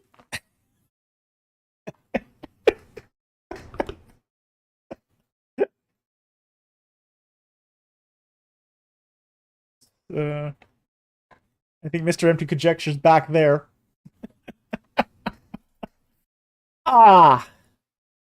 Yeah, we'll find out. We'll find out. I think he's different than Stripling. Okay. I don't know if Titus is a better historian. Because Stripling is a garbage historian. He's an absolute garbage historian. He's a good field archaeologist. And I suspect Titus is also a good field archaeologist. A lot of the people from ABR are very, very good at field archaeology. You know, they know how to dig. They know how to do a grid. They know how to do a grid. They know how to properly excavate a grid. They know even how to properly record a grid. They can't interpret those results to save their life because they are so affected by bias.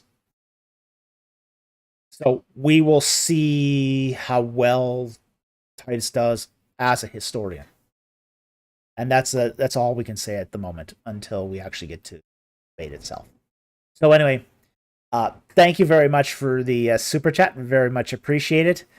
And this is, as I said before, this is going to be interesting, and we're just going to see how this turns out. Okay, John Fabeck for $9.99. Thank you very much for the super chat. Very much appreciated. How complicated were Egyptian lines of succession? Were they similar to modern monarchies, where if a king dies without an heir, they would trace through a family tree to find a senior heir? Okay, actually, Egyptian lines were pretty simple. Okay. How do I say this? The line of succession for the king was not necessarily the eldest son. It had to be the son of the great queen. So it's actually who your mother was in the royal harem that determined whether or not you were in line for the throne. So generally, the line of succession worked like this. The oldest son of the great queen. If he dies then, the second son of the great queen. Third son, and so on. When the great queen runs out of sons, then it goes, then you've got a mess.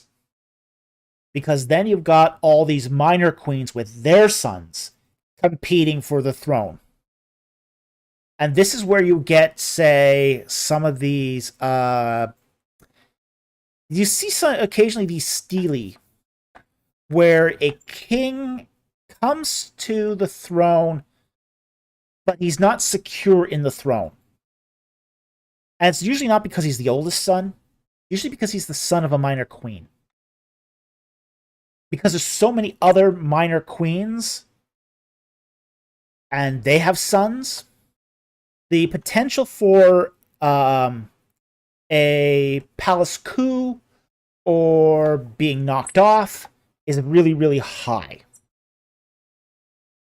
So if a son of a minor queen comes to the throne, he has to take matters. He has to take preventative measures to ensure the security of his reign. Okay. Now, if you've got, let's say there's no minor queen who has a male heir. Okay. Then they look to the daughters. Then a daughter will assume the throne. If no daughter can assume the throne, then you got a succession crisis. Now, it's pretty bad at that point if no daughter can take the throne. No daughter can take the throne, then it's usually at that point a high court official that will take over at some point. So they won't go searching through the family tree any further than that. And the reason why is because by the time you get past, say, the king's harem, there's too many claimants. There's too many claimants. So even if you go back one generation, go back to, say, the king's brothers or uncles or whatever, there's so many claimants at that point to the throne, being an heir no longer matters. What matters at that point is, do you have the power to secure the throne?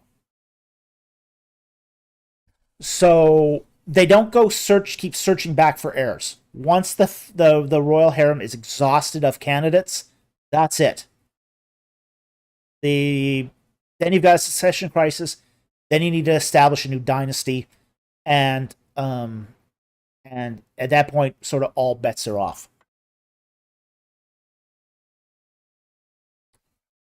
So really, it works like this. Male offspring of the great queen, male offspring of the minor queens, then the daughters of any queen that will suffice. After that, it's going to be some court official, either a vizier, a general, high priest. It'll be somebody else, but it won't necessarily be an heir to the throne. Okay, so that's how succession worked in ancient Egypt. It's not like say the European monarchies, where they just keep going back down the family tree and they have an order to these things. After the harem is exhausted, there's just nothing else.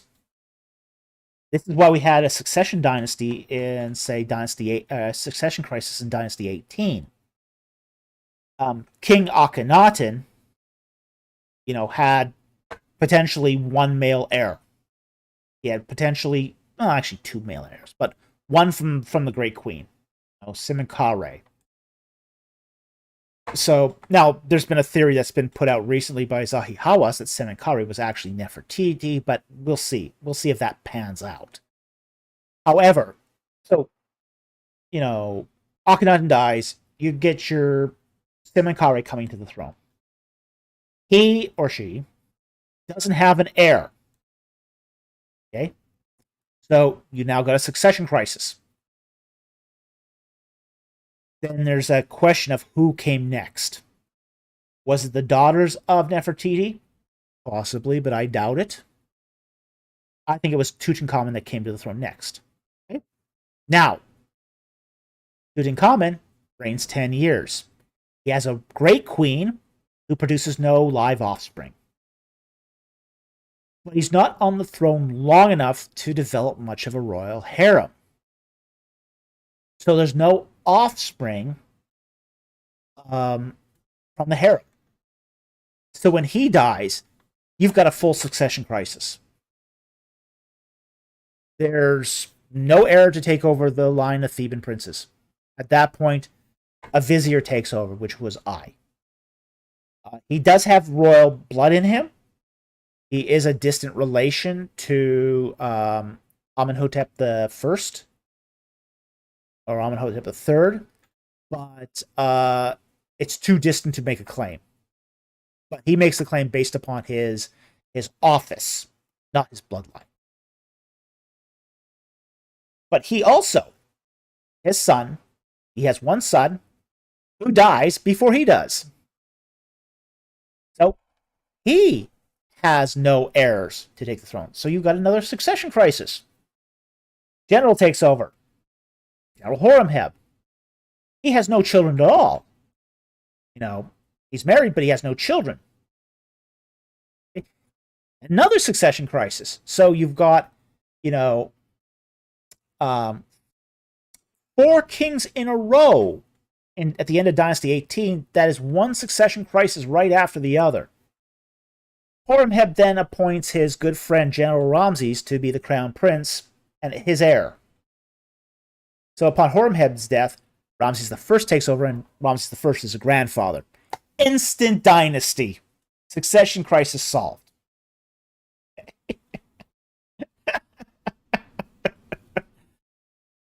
So that's how succession works in ancient Egypt. Anyway, thank you very much for the super chat. Very, very much appreciate it. It's an interesting question, and I hope that helped. Okay. Okay. Isaac Dig for 15 shekels. Thank you very much for the super chat. Rephrased my question. It's the one above, right? Okay. And the question is, If Deuteronomy 27:3 is about the Hyksos, then it's pointless because they don't exist by then. Okay, and that's Deuteronomy again. Deuteronomy.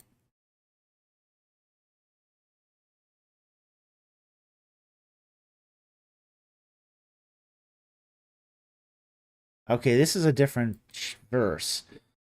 Okay. And okay, so start at verse 2 here. So it shall be on the day when you cross the Jordan to the land which the Lord your God gives you, that you shall set up for yourself large stones and coat them with lime, and write on them all the words of this law when you cross over, in order that you may enter the land in which the Lord your God gives you, a land flowing with milk and honey, as the Lord, the God of your fathers, promised you. Okay.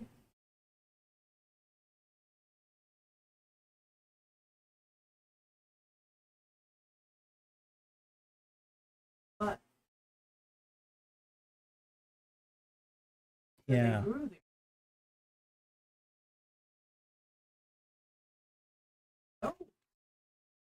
Um, and if it is native Egyptians, then the reason given is invalid because it were the Hyksos that invited them. Oh, my bad. 23:7. Okay. Are you sure it's Deuteronomy, by the way? 3. Again, this is a. Okay. Well, okay. You shall not detest the Edomite, for he is your brother, and you shall not detest an Egyptian because you were an alien in his land. Okay. Um, if it's an okay, let's finish this question, which is if it's native Egyptians, then the reason given is invalid because it was the Hyksos that invited them. Okay. I think I might be getting the drift of now. If I got this right, it sounds to me you're asking that the reason that you should not detest an Egyptian doesn't apply because it was the Hyksos, not the Egyptians, that invited them into the land of Egypt, where they were aliens. Okay. I think that's what you're driving at here. Do correct me if I've sort of mischaracterized your question. Now, it is true that the Hyksos did invite the sons of Jacob to come and reside in the land of Goshen, which happens to be around the city of Avaris. Okay. At the same time, too, afterwards, um, they were they were still sojourning in Egypt even once the population of Avaris had become enslaved by the native Egyptians. Okay? So they're still taking from the land. So even though they were invited by another party, they're still using the Egyptians' land. Okay? So it's not an invalid reason, even if it's kind of like you have been given a lease. A 99, let's say you're given a 99-year lease to a farm. Okay?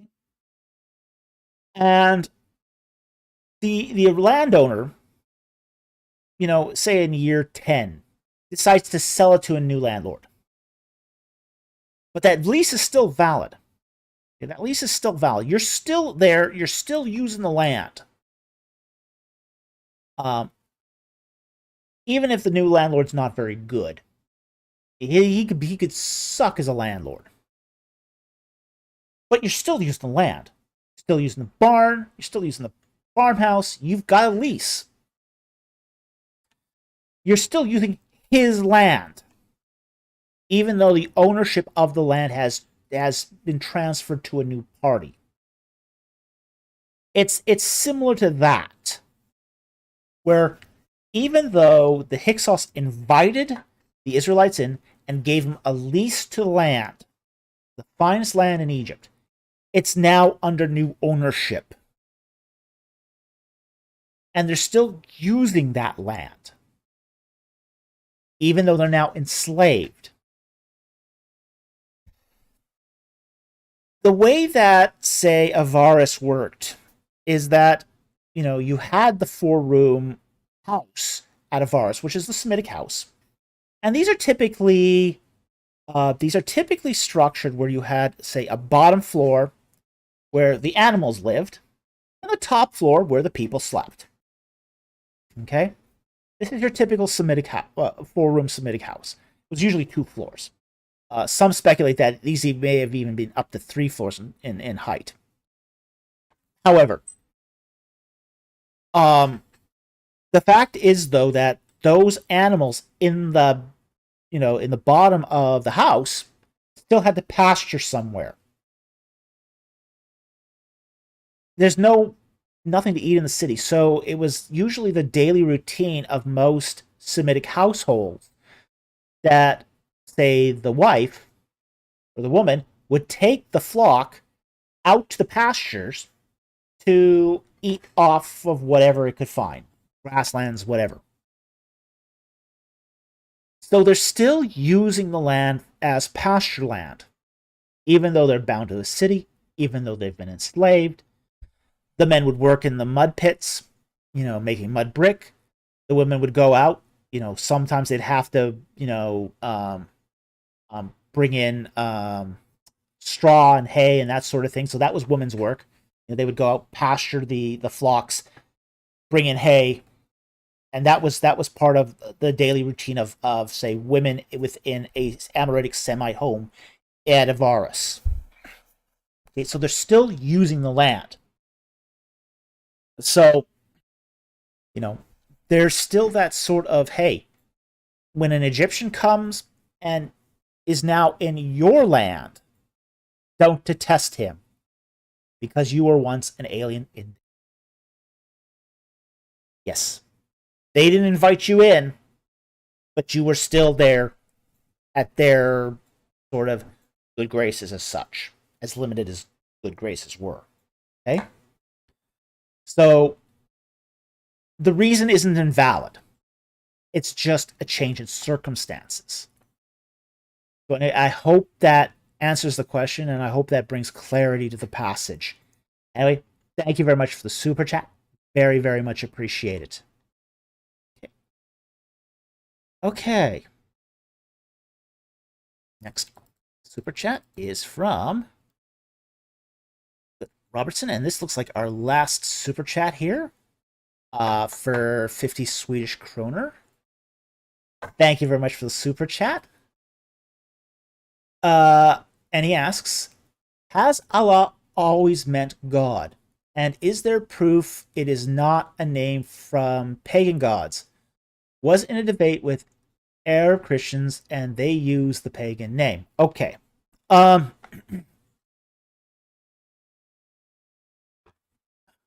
is actually not a pagan name.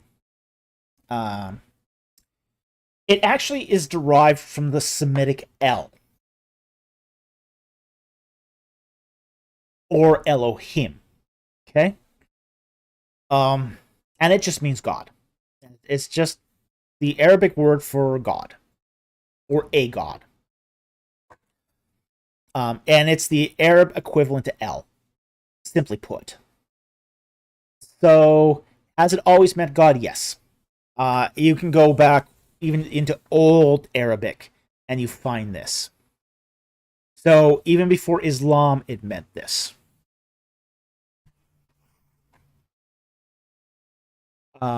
So, there's absolutely no evidence that the name originated from, say, a different pagan deity, like Sin.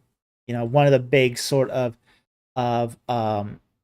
say, the moon god that was very, very common on the Arabian Peninsula was the god Sin. Sin being just a name for the moon god. It's not the same as sin as in to sin against God. No, It's a name of a god. But there's other actual pagan deities that were in circulation in the Arabian Peninsula at the time. But Allah is not one of them. As I said, just the generic Semitic word for God. And as I said, comes from the generic Semitic word El. This is why, say, for example, Arabic Christians use Allah to mean God. So, you'll even hear Arabic Christians use the term Inshallah. Basically, God willing. God willing. It's not a pagan name. It's not a pagan name. It's just a generic. It's generic Semitic language. And Arabic is a Semitic language, just like Hebrew. So anyway, I hope that explains the origin of this. Thank you very much for the super chat. Yeah, it is sometimes confused. Some people do tend to. There are, say, some Christian apologists who try to make the case that this is a pagan word. This is derived from a pagan deity.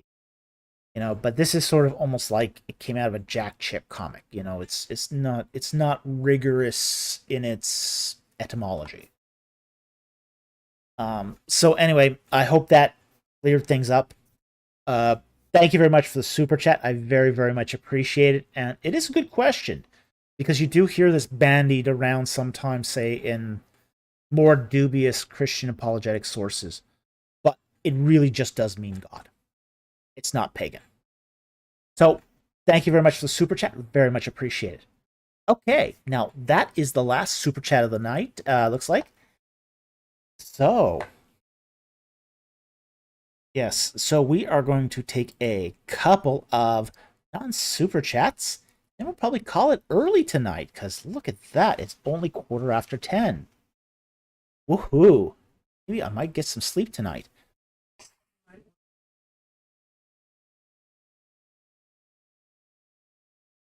I haven't read it. I know about it, but I haven't read it. Okay, so let's see here.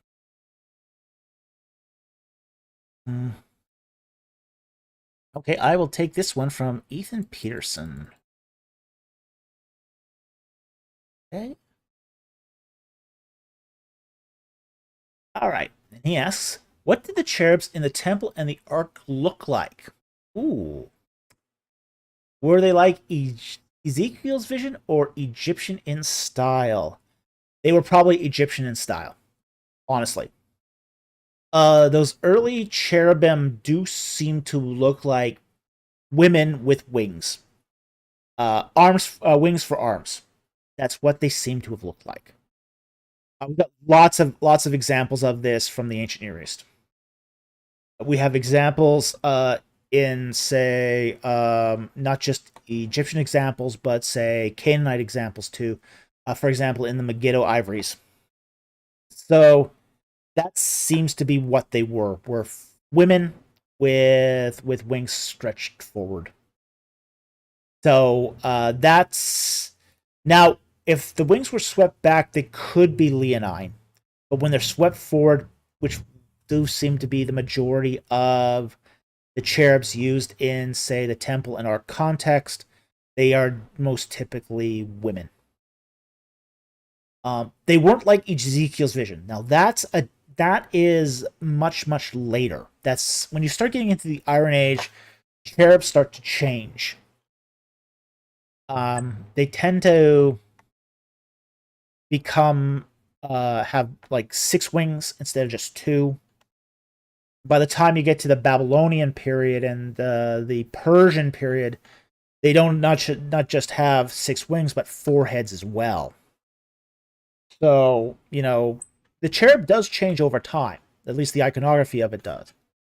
But they say the original iconography that was found in the Ark of the Covenant and in the temple does seem to be confined to basically women with wings for arms. So, and it does seem to have had that sort of sort of limitation as far as its iconographic style. Okay. So anyway, I hope that answered your question. If you want to see examples of these, you can actually go look at it in my book, The Ark of the Covenant, in its Egyptian context, an illustrated journey. I have lots of pictorial examples in there from ancient Egypt that you could look at, and you can sort of see what, for yourself, what, cherubim would have looked like back then. So anyway, thank you very much for the question. Interesting question. Okay.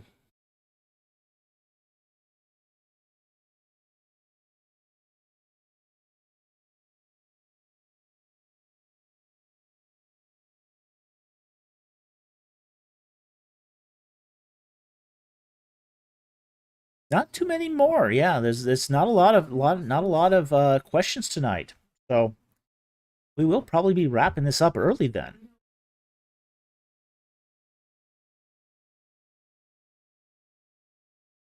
No, I didn't. Oh, was it? Okay. Oh, yeah.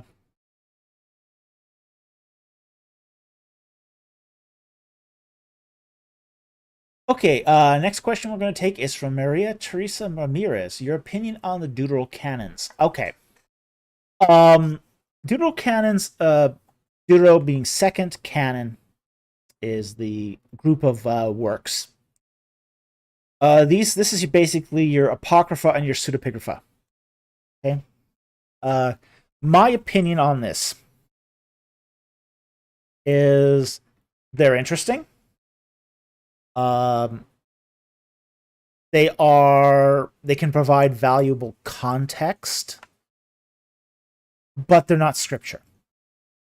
Here I will disagree with, say, Roman Catholicism, and even say Ethiopian Orthodoxy, who has a very, very large, very inclusive apocrypha. Not a huge fan of apocrypha, honestly. I have read it. I have read it at times. It's very interesting to read. I think, for example, say Maccabees gives us very, very important information about, say, the Maccabean / Seleucid period. So I think that's very helpful for on a historical basis. But I also don't think it's scripture as such, and I don't think it should be treated as scripture. So I tend to be a little more guarded about what I consider to be, say, in the inspired, inerrant Word of God. I tend to I don't usually accept the apocrypha in most cases. I understand though that Roman Catholics do. So um so I do at that point go, okay, yeah, they're interesting books. Okay. I can read them and I can enjoy them. Frankly, they're a lot more enjoyable than a lot of other ancient texts that, are contemporary with them. So I do think there's some literary merit to them. Absolutely, I think there's some. I mean, I think some of those are some of the Deuterocanonical works are very well written. Some of them are excellently written. So I think there's great artistry to them, but I do not think they're scripture. So that's sort of where I would sort of make the line and division with. I do tend to more follow, say, the Protestant canons. I think that's a safer bet. Now, I hate to use that term Protestant canon because it's also a canon that's used across other branches of Christianity, like Eastern Orthodoxy as well. So I tend to be a little more circumspect. I hate calling it the Protestant canon. I hate calling it that. But it's, when you're getting down to issues of canon, that's really, the term that's most often used. But I do think some of them are interesting. I think Tobit was interesting to read. Maccabees is very interesting. Daniel and the Dragon, very interesting. Do I think it's scripture? No. I'll say the same thing about First Enoch too. Interesting to read, not scripture. Okay. Definitely not scripture. Okay. So, with that said, I hope that answers your question. Thank you very much for the question. Very much appreciated. Okay. See a question here from Chow Yi. And he asks, when did Gnosticism become tangled with Christianity? Very, very quickly. It looks like about the 2nd century AD is when it really got entangled. This is towards the end of the 2nd century is when you start seeing the Gnostic gospel start appearing. Okay? This is when you start seeing also, say, the reactions of the early church fathers to Gnosticism as well. And I believe it's around 183 AD when Irenaeus writes his Against All Heresies, which I highly recommend. I mean, that's a great read. I mean, I would recommend reading Irenaeus because it's entertaining to read as well as very informative. And he's essentially, he's really, even though he calls it Against All Heresies, he's really going after the Gnostics full tilt. I mean, most of that book is, those 5 books are against Gnosticism. So, you already see it at that point. But even early in the 2nd century, you start seeing the influence of Gnosticism start to take hold. Like, for example, Clement of Alexandria, who's, one of the earlier writers in the 2nd century BC or AD. You see him, start. He's not. Clement of Alexandria isn't doing a full polemic against Gnosticism, but what you see him doing is sort of claim that true Gnosticism is really Christianity. Okay. It's kind of the old, well, a true Muslim would become a Christian. It's kind of that ploy. It's never worked. It's never really worked for under any circumstances. It's almost like it's almost a disingenuous ploy. Well, if you were a real Mormon, you'd become a Christian. That sort of thing. And of course, they're thinking, well, why would I want to do this since I'm a true Muslim, a true Gnostic, a true Mormon, etc. And so I don't think anyone really thinks that Clement of Alexandria's writings persuaded anybody. So, but it's really during the 2nd century where we start seeing Gnosticism really sort of try to take the symbols, take the scriptures of Christianity, and repurpose it for their own movements. And really, before then, say in the late 1st century, the whole sort of some scholars will call it proto-Gnostic because it's not really Gnostic yet, but it seems to be, there's a sort of an influence there. But it's not really until the 2nd century where it becomes, fully flushed. Where you start seeing the Gnostics really sort of gain speed, gain its momentum and traction within the Christian community. And traction in the sense is that they're taking the Christian scriptures, they're rereading them with their own interpretations, and then they're writing their own gospels that take out the confusing bits for their acolytes. And then they're publishing those gospels. And those gospels are ending back into the Christian community where they confuse the laity. And that's when the church fathers really start having a problem with all this. Okay. So anyway, thank you very much for the question. I hope that answers the question. Very, very much appreciated.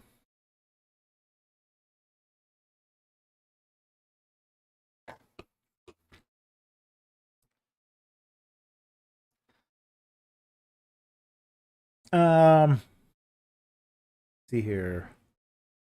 Bunch of new non-super chats came in. Let's see here. I'll take the follow-up to Maria Teresa's Ramirez's question here. What's your take on Wisdom 2:10 to 12 to 20 when interpreting it as Jesus prophecy? I'd have to look at that. I haven't. It's been a long time since I've read any apocrypha, so at least I think that you're referring to as an apocryphal book here. So I haven't read apocrypha in a long time, so I'd have to look that up again. Do you think the Deuterocanons could be sub-inspired? Oh, well, the whole idea of inspiration is that God prepared the writer through his life, through his education, through his knowledge, through his life experiences, his upbringing, his pedigree, everything. The life of the inspired writer is guided by God, so that when he puts the pen to paper, he is writing as if it was breathed by God himself. That the idea that there's a sub level of that inspiration, it's sort of inspiration is more along the lines of, well, are you pregnant or are you not? Is it inspired or is it not? It's like you can't be half pregnant. You're either fully pregnant or you're not pregnant. Is it inspired text? Well, it's either inspired or it's not. There's no sort of middle ground there. The whole idea of it is that inspired texts are God-breathed and profitable for correction, reproof, teaching, and rebuking. I would be reticent to rebuke anybody based on Apocrypha, or correct anyone based on Apocrypha. I would be very, very hesitant to even use it in teaching. I think it doesn't pass the inspiration test. Or at least the fruit of inspiration. And that fruit, that's 2 Timothy 3, fruit of inspiration of the Word of God, should be applicable to any sort of scripture. Any scripture should have that. So there is, I think, a real problem with the idea that something could be semi-inspired. Now, this is not to say it isn't useful. Okay? I think Apocrypha can be useful. There's a difference, though, between useful and inspired. Okay? So, I think it can be read as literature. Absolutely. I mean, it is ancient Near Eastern literature. That's worth reading all on its own. I mean, I think it's worth reading, say, the admonitions of Ipuwer. I think it's worth reading the Wisdom of Mary Carre. I think it is worth reading Enuma Elish. and Gilgamesh. I think ancient literature should be read. And I think the Apocrypha should be read. Okay? But not as scripture. Scripture serves a different purpose and function. And that function comes out of its inspiration. It's God-breathedness. So I don't think that you can have this sort of half tier of sub-inspired. But I still think you can have useful. And I think that's worth a lot right there. If it's useful, worth reading. And as I said, you can, again, read it for its literary value. You can read it for its historical value. You can read it for its contextual value. There's a lot of levels at which you can read. You can read it for its poetic value. I mean, wow. I mean, there's a lot of good poetry in the Apocrypha. It's not scripture, though. And it just doesn't need the scratch test of its. So I want to thank you for that follow-up question. It was worth a try. It's worth exploring that question. I mean, that question's really worth exploring. But I don't think it sort of meets that threshold. So anyway, thank you very much for that question. I hope that didn't disappoint you, but I think I think we can still see value here. All right? So very much appreciate that question. We just got a question. Okay. New super chat from Don for $4.99. Thank you very much for the super chat. And he has a question right after it. All right, the question is Moses' use of water in Genesis 1 a reference to deity? Okay. All right, and let's see here. Now, I think what you are referring to here is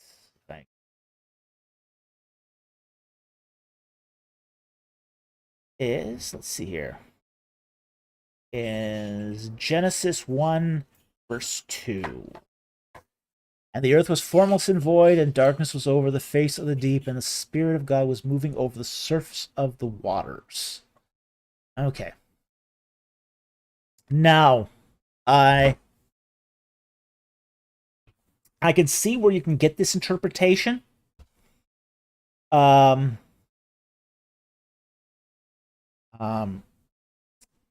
There is for example, in, say, the book of John, John chapter 3, where God is talking about, or Christ is talking to Nicodemus, where he says, you must be born of spirit and of water. Okay? And the idea, I mean, that definitely is a reference to both the Spirit of God, as well as, say, a reference to deity. So I can see where you get that from. But I also think you can't always make all these symbols equal the same thing across all passages of Scripture. I think what we have here in, say, Genesis 1 is the idea of, say, various components within the creation that are being given, say, purpose and place. Okay, you know, the whole idea here is of space and place. Okay, how do I explain this? Okay, best ways to explain this is back in the 1990s when Six Flags was putting Great America up in Illinois. It's a theme park for those who are not familiar with that. They had bought this huge tract of land for Great America, but they had no road to attach the land to the freeway. So what Great America did was they bought out all the houses between their plot of land and the freeway. And somebody went back and did a study of what happened to these people after the land was bought out. And, some of these people got like 2-3 times the value of their home, to buy them out. Well, what happened was, a sociologist went in and, and followed up with these families. What happened to them after? And a lot of them just fell apart. A lot of them self-destructed. Even though they got a lot of money for their land. Many of them never bought another house. A lot of them went to drug abuse and alcoholism. It was really awful what happened to these family. Well, they kind of figured out what's going on here.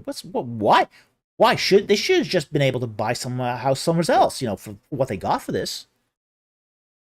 It turned out that what they discovered was they were so traumatized by losing their home that they couldn't recover.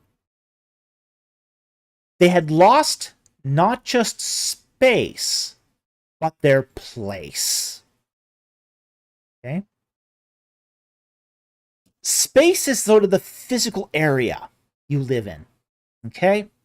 I live in an apartment here. It's it's not a big place. It's a, say, 600 square foot apartment. Okay? But what makes it my place is I've got my guitar.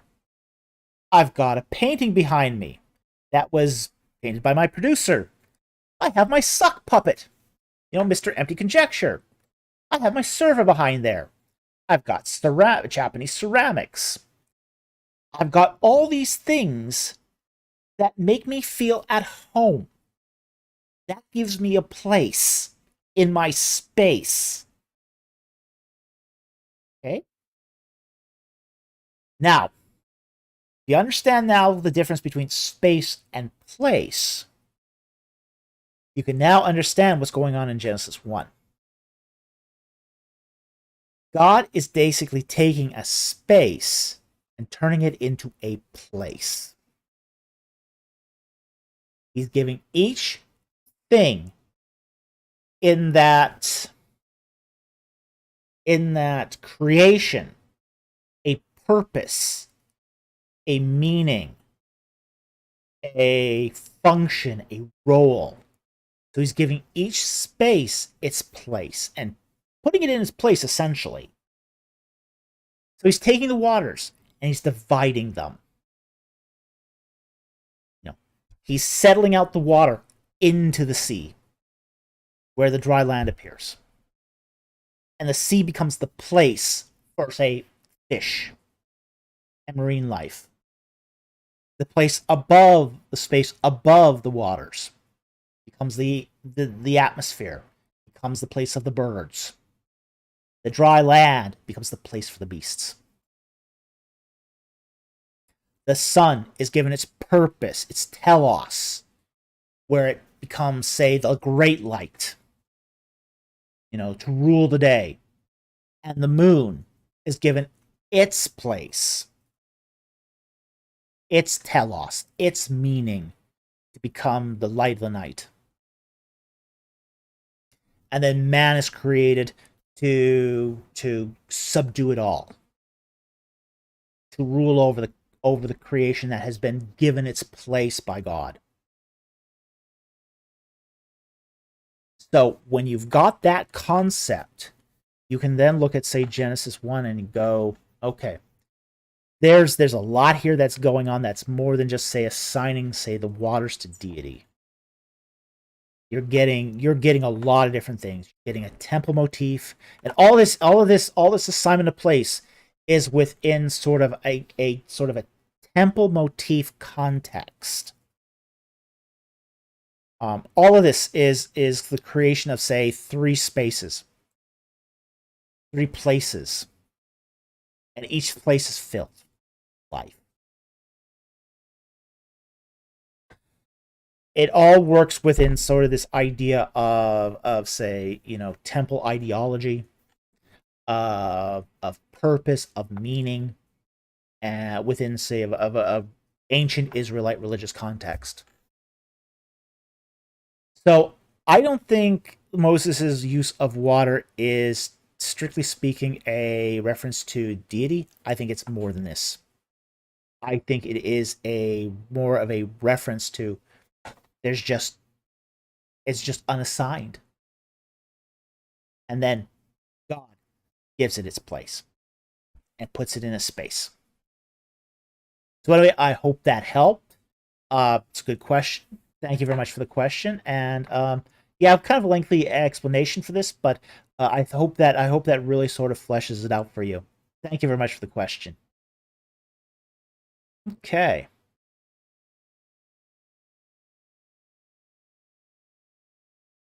Chewy has a follow-up question here on the Gnostics.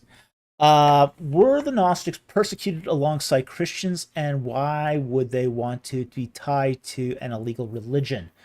Well, they weren't. Now, this is not to say that the Christians and Gnostics didn't persecute each other. They did. Okay? Gnostics persecuted Christians, Christians persecuted Gnostics. That's just ancient religion. Okay? But they weren't targeted by the Romans. Okay? Part of it was because the Gnostics had sort of an antinomian ethic. You know, all Caesar really asked is that, you burn your pinch of incense and say Caesar is Lord. Gnostics had no problem with this. No, they could say that, because it didn't have any meaning. For a Gnostic to say that Caesar is Lord was nothing to them. It didn't matter. It didn't carry the same consequences that it did for, say, the Christian community. So whereas Christians would not be able to do to go to the Roman temple and burn their pinch of incense and say Caesar is Lord, Gnostic could do this with no problem because it didn't matter. There was no ethical implications here for a Gnostic to do the same. So, the Gnostics just plodded on doing their thing, and were pretty much ignored by the Romans. They didn't care.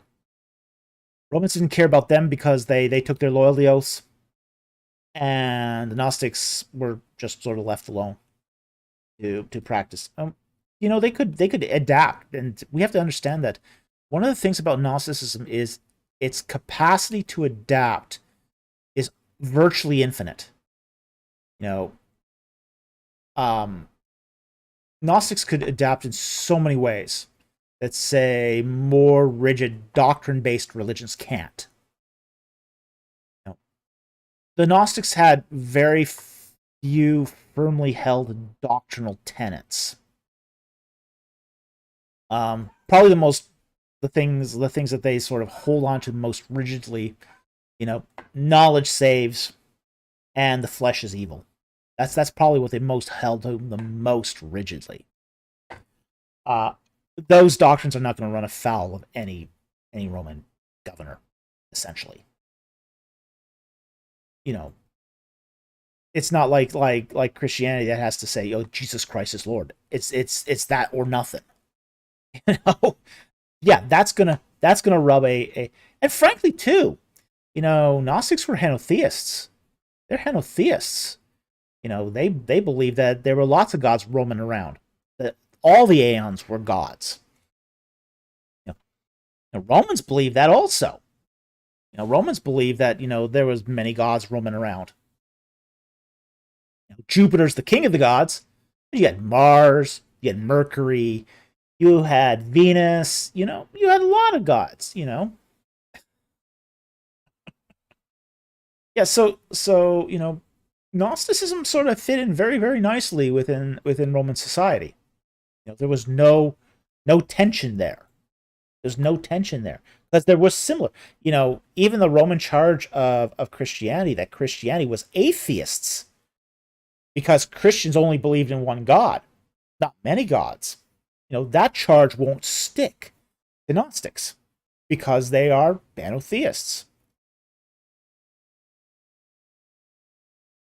So, so I do think that there are, there's a lot more affinity between Gnosticism and Roman governance and religion than there was between Christianity and, say, the Roman authorities. So they weren't really tied to Christianity. They were their own thing, and they considered themselves to be their own thing. So with that said, well, thank you very much for that question. Very, very much appreciated. Okay, we got another super chat here from Don for $4.99. Thank you very much for the super chat. And he asks, is there a book you'd recommend on biblical numerology? I'd love to study the different ways people use numbers to convey messages. Okay. I don't have a recommendation here, and I'll tell you a reason why. Biblical numerology tends to go...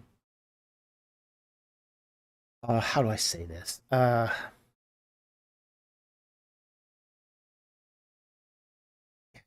My producer says goes into everything that God says not to do. Yeah, that's sort of it. There is definitely a biblical numerology. Definitely. I would not deny that for a moment. In fact, I believe that there are several numerical idioms that are used in the Bible. The problem is I also think they're very limited. Because I do think they are limited. I don't think there's a huge number of them. The problem is to write a book on something, you need a lot of material, no matter what it is. So, if you're going to write a book on the Ark of the Covenant, you need a lot of information on the Ark of the Covenant.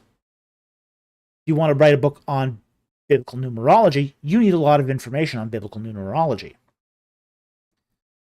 Just to fill the 200 pages. Even a small book of 50 pages is going to require a lot of information. At least to make it worthwhile. There are 3 numbers, in biblical numerology that are more or less uncontestably numerological. And you can see this all through it. And that's 7, 12, and 40. Those are almost every major exegete will recognize this. Even Umberto Cassuto, who was not a huge fan of biblical numerology, recognized this. That those 3 numbers are really, really important for their symbolic meanings. Now, you can argue some other numbers too, like 6. That has some certain numerology too. But once you get sort of beyond those, things start getting hinky. Hinky fast. There was a book written on biblical numerology. And, it was going through like 1, 2, 3, when it got to like 23 and 43 and 46, and there was ascribing biblical numerology meanings for these, and you're going, this is nutso. This is crazy. This is cuckoo. That's the problem with a lot of biblical numerology books, is it tends to go overboard rather than sort of staying within the confines of the biblical text itself. So, if you're staying within the proper confines of the biblical text and are exercising good exegesis, your number of examples is going to be limited. And there's going to be a limited amount that you could say about it. You're not going to probably fill a book with that. You might fill a peer-reviewed article with it, and I think there's some decent articles out there, although none springs to mind at the moment. But if you're going beyond that, you're really going to get into trouble fast. Okay, so anyway, I hope that answers your question. Thank you very much for the super chat. Very much appreciate it. I do see your follow-up question, and I will take that also, because I think this is a good question. Okay. His follow-up question is, okay, follow-up question.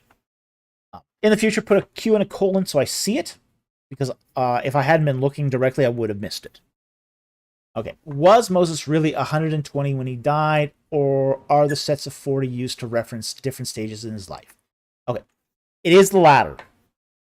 It is sets of 40 used to reference different stages of his life. Now, we have to understand that 40 is an idiom. It's an idiom. It means an unspecified long length of time. Okay. And this is used all through Levantine culture. We find this used on the Moabite stela. We find it used in the Bible, all over the place. It's all over the Bible. I mean, I saw a video the other day of the number 7 everywhere in Genesis 1. Well, 7 is nothing compared to 40. 40 is everywhere in the Bible. You look at, say, the book of Judges, it'll tell you about, there was 7 years of persecution, and then 40 years of rest. And then 25 years of persecution, and then 40 years of rest. And you just keep hitting this 40, 40, 40, 40, 40, 40, 40, and it's like, are you telling me that all of these after every judge you had a 40-year rest? Well, no.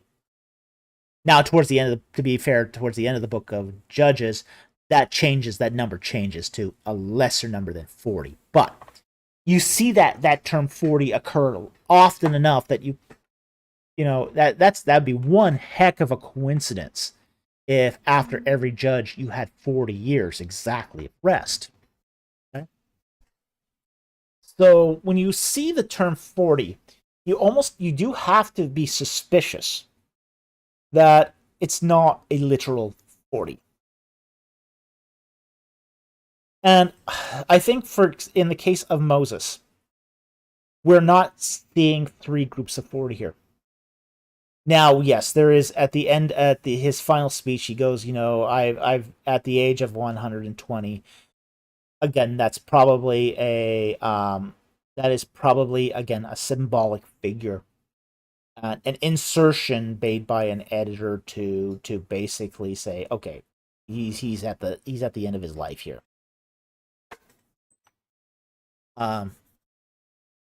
So you do get that idiom used here.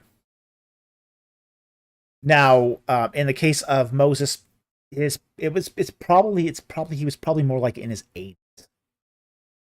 That's generally what most scholars will see his actual lifespan as.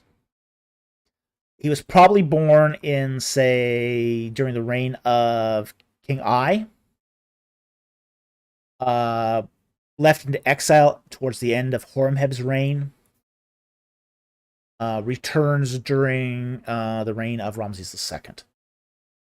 So he's approximately in his 50s when he actually is, engages Pharaoh, just prior to the Exodus. So that's really what his actual age is. So he's going to die around in his 80s or 90s, but he's not going to make 120. And I don't actually have anything, say, against it. The possibility that somebody could live to 120. I think it's totally possible. I just don't think this happened in this case, and I don't think that the 40s here are meant to be taken literally. I think they're idioms. And as I said, it's an idiom used everywhere. You see it all over Scripture. It occurs so often. If you did try to trace every 40 in the Bible, you would be quite surprised. It's phenomenal how frequently it occurs. So anyway, I hope that answers your question. Thank you very much for that question. It's a good question.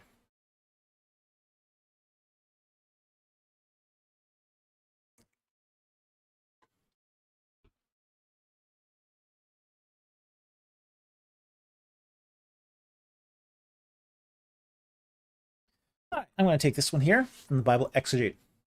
The Pentateuch has many references written from the perspective of somebody in Canaan. Okay? Two examples would be Genesis 36:31 and Exodus 16:35-36. That means Moses couldn't be the author. How would you respond? Right, let's take the first one. Genesis 6:1.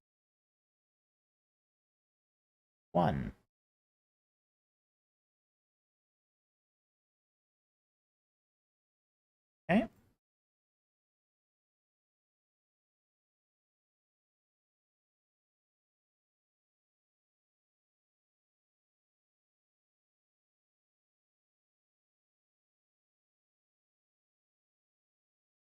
Okay. Now, these are the kings who reigned in the land of Edom before any king reigned over the sons of Israel. Yep, absolutely. Now, here's one of the things. I don't think Moses wrote the entire Pentateuch. I'm going to be very blunt about this. I do think that there are sections here that were written by Moses. And I think what we have here is essentially editorial interpolation. Essentially, you've got the documents written by Moses that are stitched together with editorial inclusions to smooth the text. Now, in the case of Genesis 36,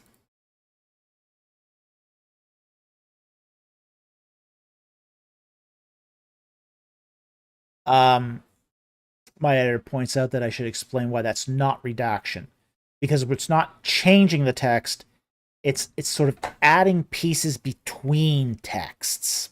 That's what editorial interpolation is. So you got, say, two texts by Moses. You basically put linking text between them to smooth out the narrative. Okay? So in the case of Genesis 36 here,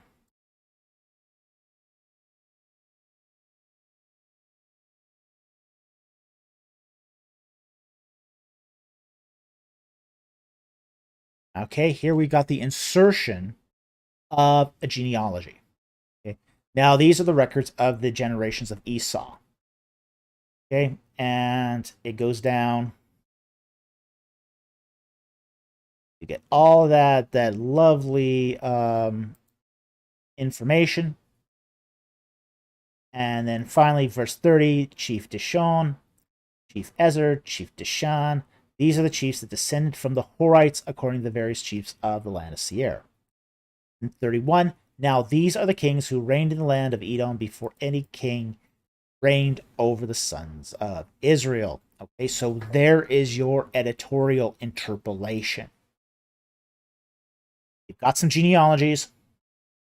Now you are pasting them together with the previous genealogies with the ones that are to follow. Bela, son of Beor, reigned in Edom, and the name of his city was Dibhada.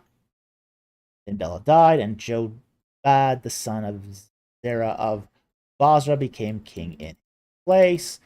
Then Jodab died, so on and so on. Okay, so you're getting extra information here that's added, say, after the people entered into the Holy Land. Okay, so I think the mistake here that, say, modern critics make is because they do see these interpolations that they assume They make the opposite mistake. Now, there's two mistakes. There's two extremes here, and there's two mistakes here that are just wrong in both their extremes. The first extreme that's definitely wrong is Moses wrote the entire Pentateuch. You know, you know, you can go right to the end of the book and you can see the death of Moses and go, oh, obviously you didn't. Okay. But people do lose their faith over this because they have been taught that every word of the Pentateuch was written by Moses.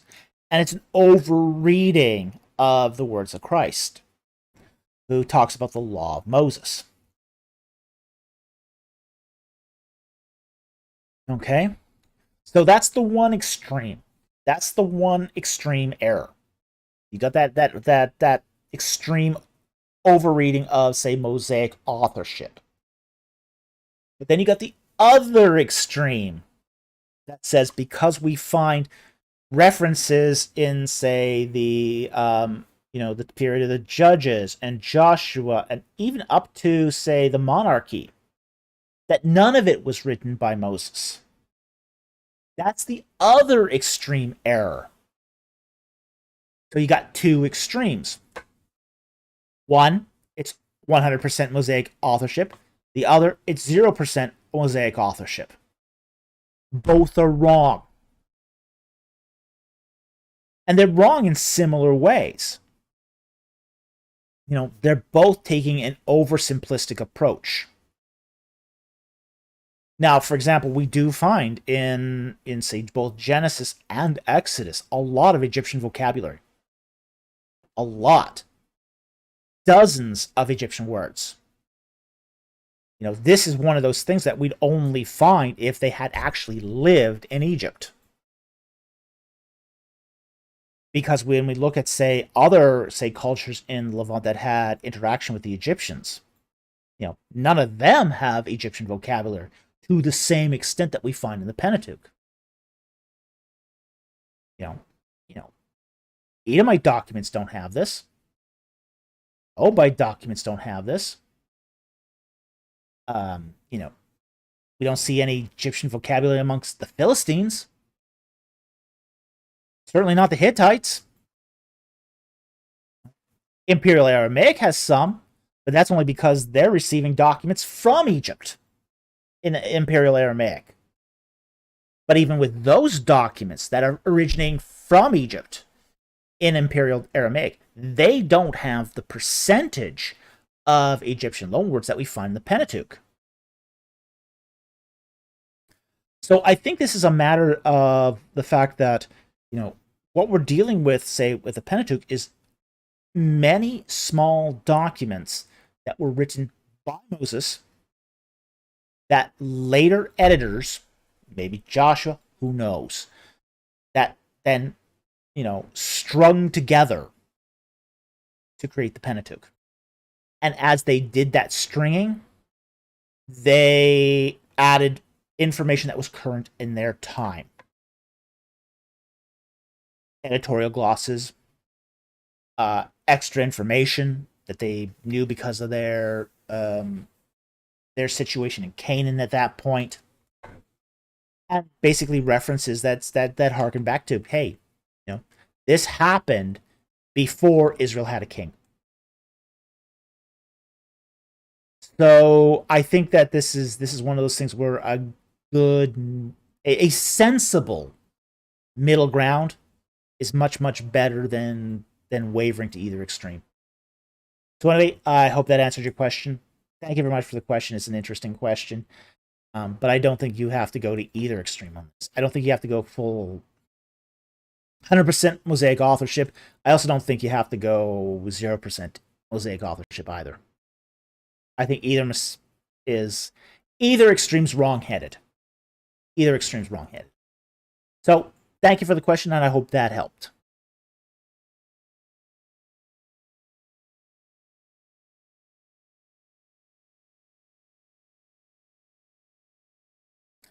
Okay, it just hit 11 o'clock. We've gone 3 hours now. We've answered a lot of non-super chats tonight.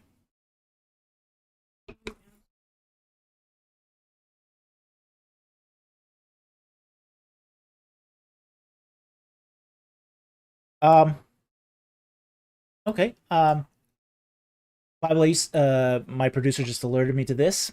By the way, I just got your book. I'm reading it at the moment. I am enjoying it. Well, wonderful. Thank you. Thank you for purchasing the book. That'll help should I ever write another book. Uh, because my publisher, if your book earns out, your publisher is more than happy to take you on again. When it doesn't, that the publisher goes, yeah, we'll see.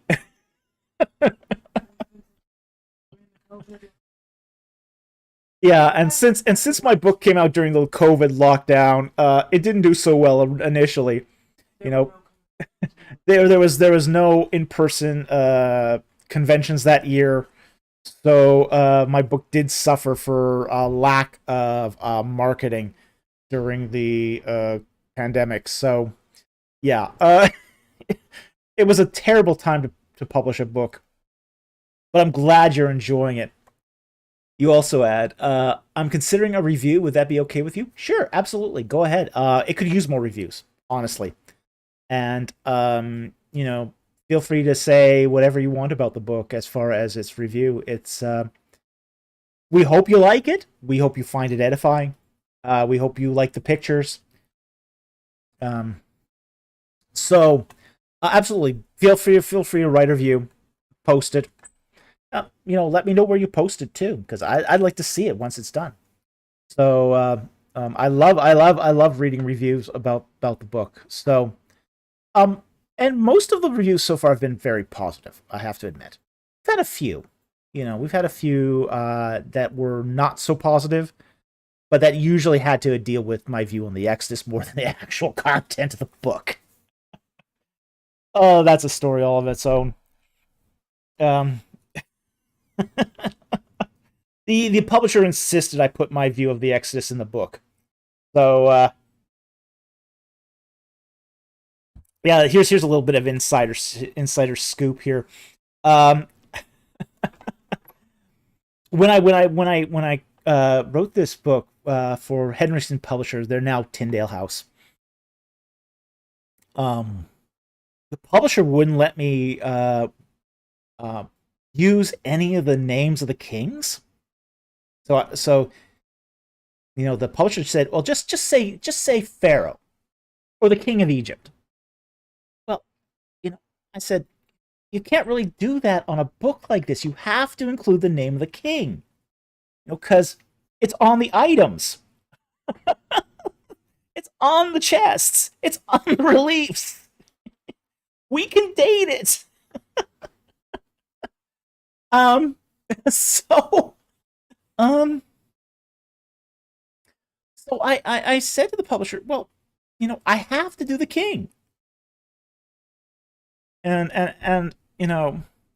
it's like, okay, well, um they said, all right, but then you have to do a full chapter then on a full explanation of your view of the Exodus. Oh, what? I mean, no publisher has ever asked me to do that. I mean, this is really strange, because when most of the time, most publishers don't want you to talk about your view of the Exodus if you're, say, a late Exodus proponent, because it tends to drive away, say, more conservative readers. So it was very, very strange, that they actually. And I said, you do know what I believe about the Exodus, right? They said, yeah, yeah. We don't mind. We don't mind having that difference of opinion, but you got to include that if you're going to include the names of kings. Okay. So, all right, sure. So it was very strange. It was very strange. Because because it was the first, I think it was one of the first times Hendrickson actually published a book with an Egyptological subject. So they were not used to having to incorporate the names of kings into this. You don't get that sort of precision in, say, biblical studies. Biblical studies, you might get close to a period of a king, but it's always it's usually a very tenuous identification. Whereas in Egyptology, it's very precise. So, um, so there's a lot of interesting backstory in that book. But anyway, that's all that's to say is I'm glad you're enjoying it. Feel free to write a review. I'd love it to see the review, and I'm so glad that. And I see your 7-year-old loves the pictures too. That's awesome. That is awesome. I'll put that up even. Um, he adds, my 7-year-old loves the pictures. That is so thrilling. I actually love it when kids like the book. I think here that we're making future Egyptologists here. Or at least very solid Old Testament scholars. So, I'm glad your 7-year-old loves the book. I'm glad you like the book too. Thank you very much for that, for those questions. And yeah, absolutely. Feel free to write a review. I'd love to read it when it's done. Okay. Um,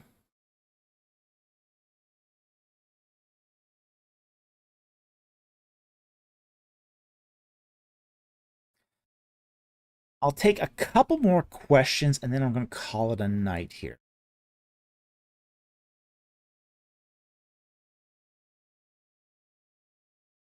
I will take probably Swift Seas right now. Swift Sea asks, what are your thoughts on Paul Copan's book on God and the Old Testament problems? He's actually got 2 books now. He's got a, what was it? And they both deal with similar problems, which is the idea that, no, I think the second one is God vindictive? The first one is God cruel or something like that? I have, is God a moral monster? And the second one was, is God, I think, vindictive? Okay, they're both similarly themed, but they're just addressing different passages. Now, I have not read his books. I'm familiar with him. I've heard him speak a couple times on this subject. Most of what I have heard so far, um, from Paul Copan has been very sound. Um, he does rely heavily on scholarship. I don't always agree with some of his solutions. I do think some of his solutions leave something to be desired. Uh, like for example, the sacrifice of Jephthah's daughter. The majority of scholars think that that Jephthah actually did a burnt sacrifice of his daughter. A minority, a very small minority, thinks that she was just given to a nunnery, more or less, and that she's bemoaning the fact that she could not get married and have children. Well, she is bemoaning the fact that she can't get married and have children, but that's because her posterity isn't preserved. And Copan does seem to side with the minority view here. I don't think that's tenable. I don't think that's tenable. The word that's used for sacrifice in the Hebrew of Jephthah's daughter is the term olah, and olah is a burnt offering. It's a burnt offering. So that's really hard to get out of. That's really hard to get out of. The fact is that she's losing her posterity. That's really what she's moaning, not the fact that she's about to be killed. But that's her concern. That is her concern, that she's going to die and not leave anything behind. You know, that preservation through children.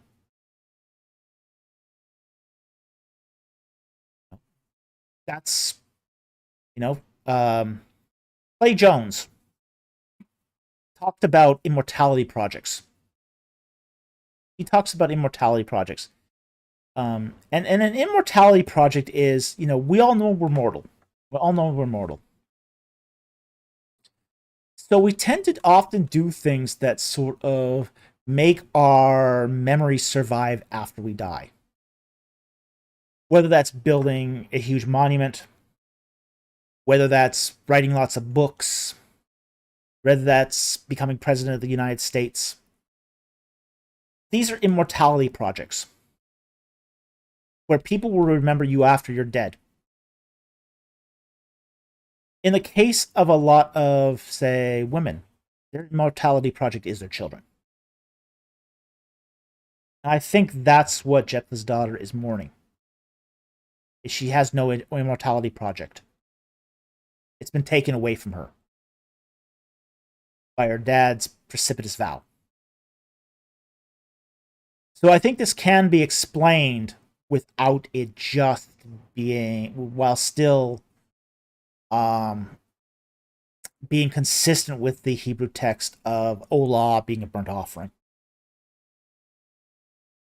So I do think that there's issues here with some of Paul Copan's explanations, but I think overall most of his explanations are pretty sound. I don't have a lot of problems with a lot of what he says. He does give you various views. He does explore the text more than just say in its local context, but he actually goes to the wholeness of Scripture to find the answers. So, oh, he's Trinity trained? Oh, well, that explains it.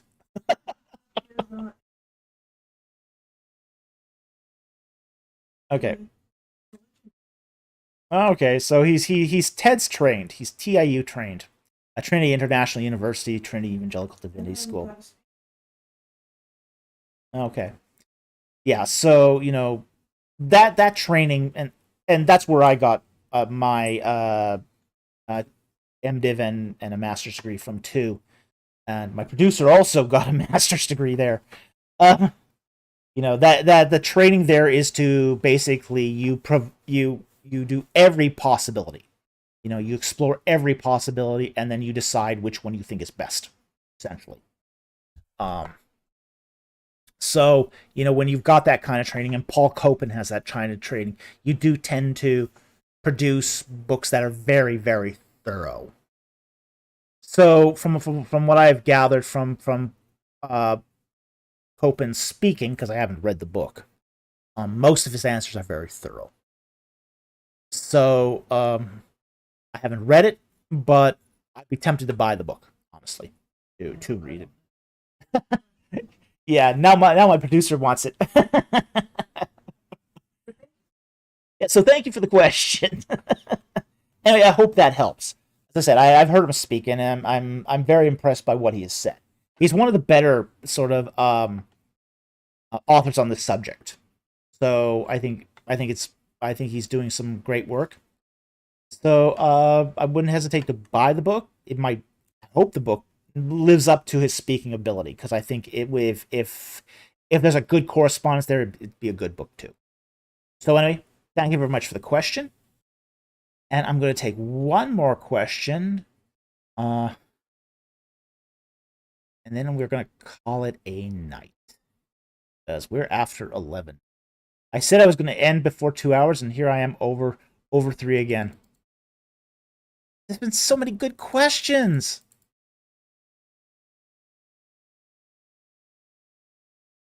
Okay, what we're going to do is we're going to end.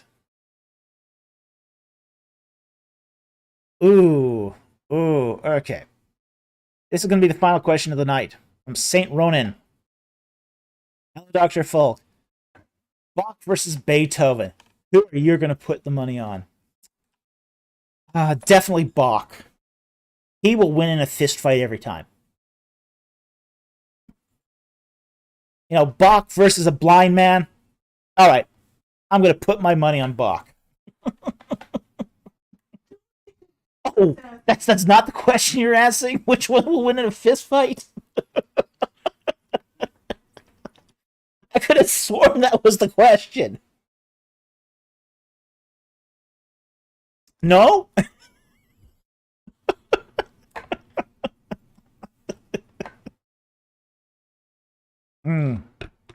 All right.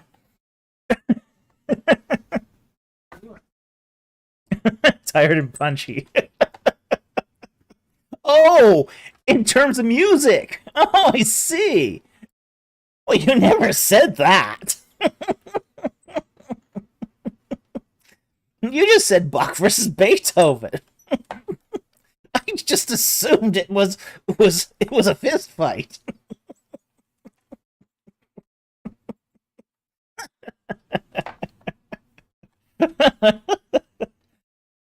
Okay. In terms of music, it depends on exactly what's being played. Okay. Beethoven composed for a large orchestra. Okay. If you've got a large orchestra, Beethoven is magnificent. But that's what he's composing for. He's composing for a large orchestra. Okay. You gotta have the bass drums.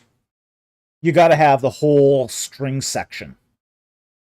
You can't get away with anything less than a full orchestra for Beethoven. Okay. Bach, on the other hand, you can play Bach on a single instrument. And he was deaf, not blind. All right. Still, you won't hear him coming.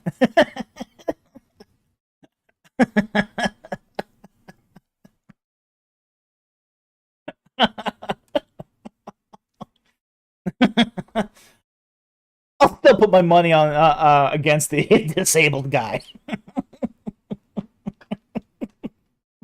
Hey, I don't want to lose my money.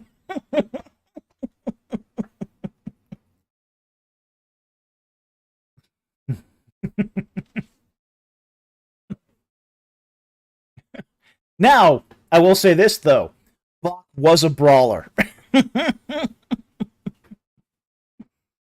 Bach did get drunk and did get into fights. I think Bach is the more experienced pugilist here.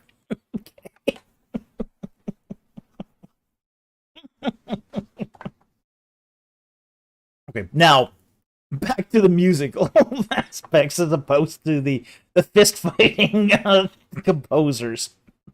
Uh,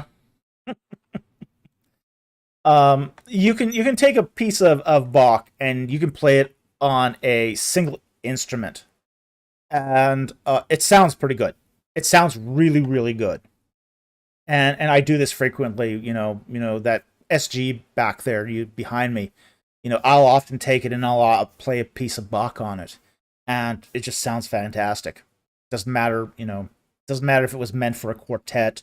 Does not matter if it was meant for, a large ensemble. It'll still sound good.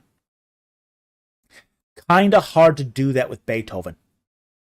It's really hard to do that with Beethoven. Beethoven just does need that large orchestra for it to sound really great. And that's not to say that every piece of Beethoven's like that. There are some pieces of Beethoven that can be adapted for, say, smaller smaller ensembles and even single instruments, but it's not as easy to adapt Beethoven as it is Bach. So, given my choice, both inside and outside of a cage match, I do prefer Bach.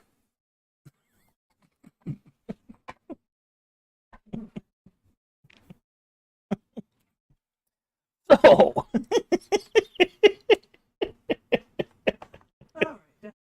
Your typical. I still think it would be a great cage match, Bach versus Beethoven.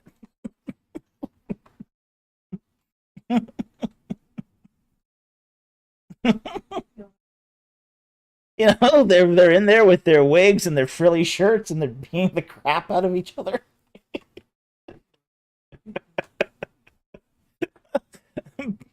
Death match of the composers. Wonderful. But in all seriousness, I actually prefer Bach. That's who I like better. But again, that's who I've got the most exposure to. Yeah, I got the most exposure to Bach. It's what I tend to play personally. I just like how Bach plays. It works very, very well with my particular musical ear. So, with that said, that's going to be our final question for the night. We're going to end on that, of all things. So anyway, I want to thank everyone who joined us tonight. This was a fun night. We had a great time. I want to thank everyone who donated a super chat. You guys really help keep this ministry going. You keep food on our tables. You keep the lights on. You keep the electricity going. And you pay for the internet service. And I really, really appreciate that. I want to thank our Patreon supporters who sacrificially give to us every month and who help us upgrade our equipment and pay for it when it breaks, which is all too often, unfortunately. I also want to thank our regular viewers and our subscribers and the people who comment on our content, leave the likes and dislikes. And if you haven't already, do please consider subscribing to the channel and turning on the notification bell. That way you don't miss any of our content. So with that said, thank you very much for joining us tonight, and I will see you next time on Ancient Egypt and the Bible. Good night, everyone.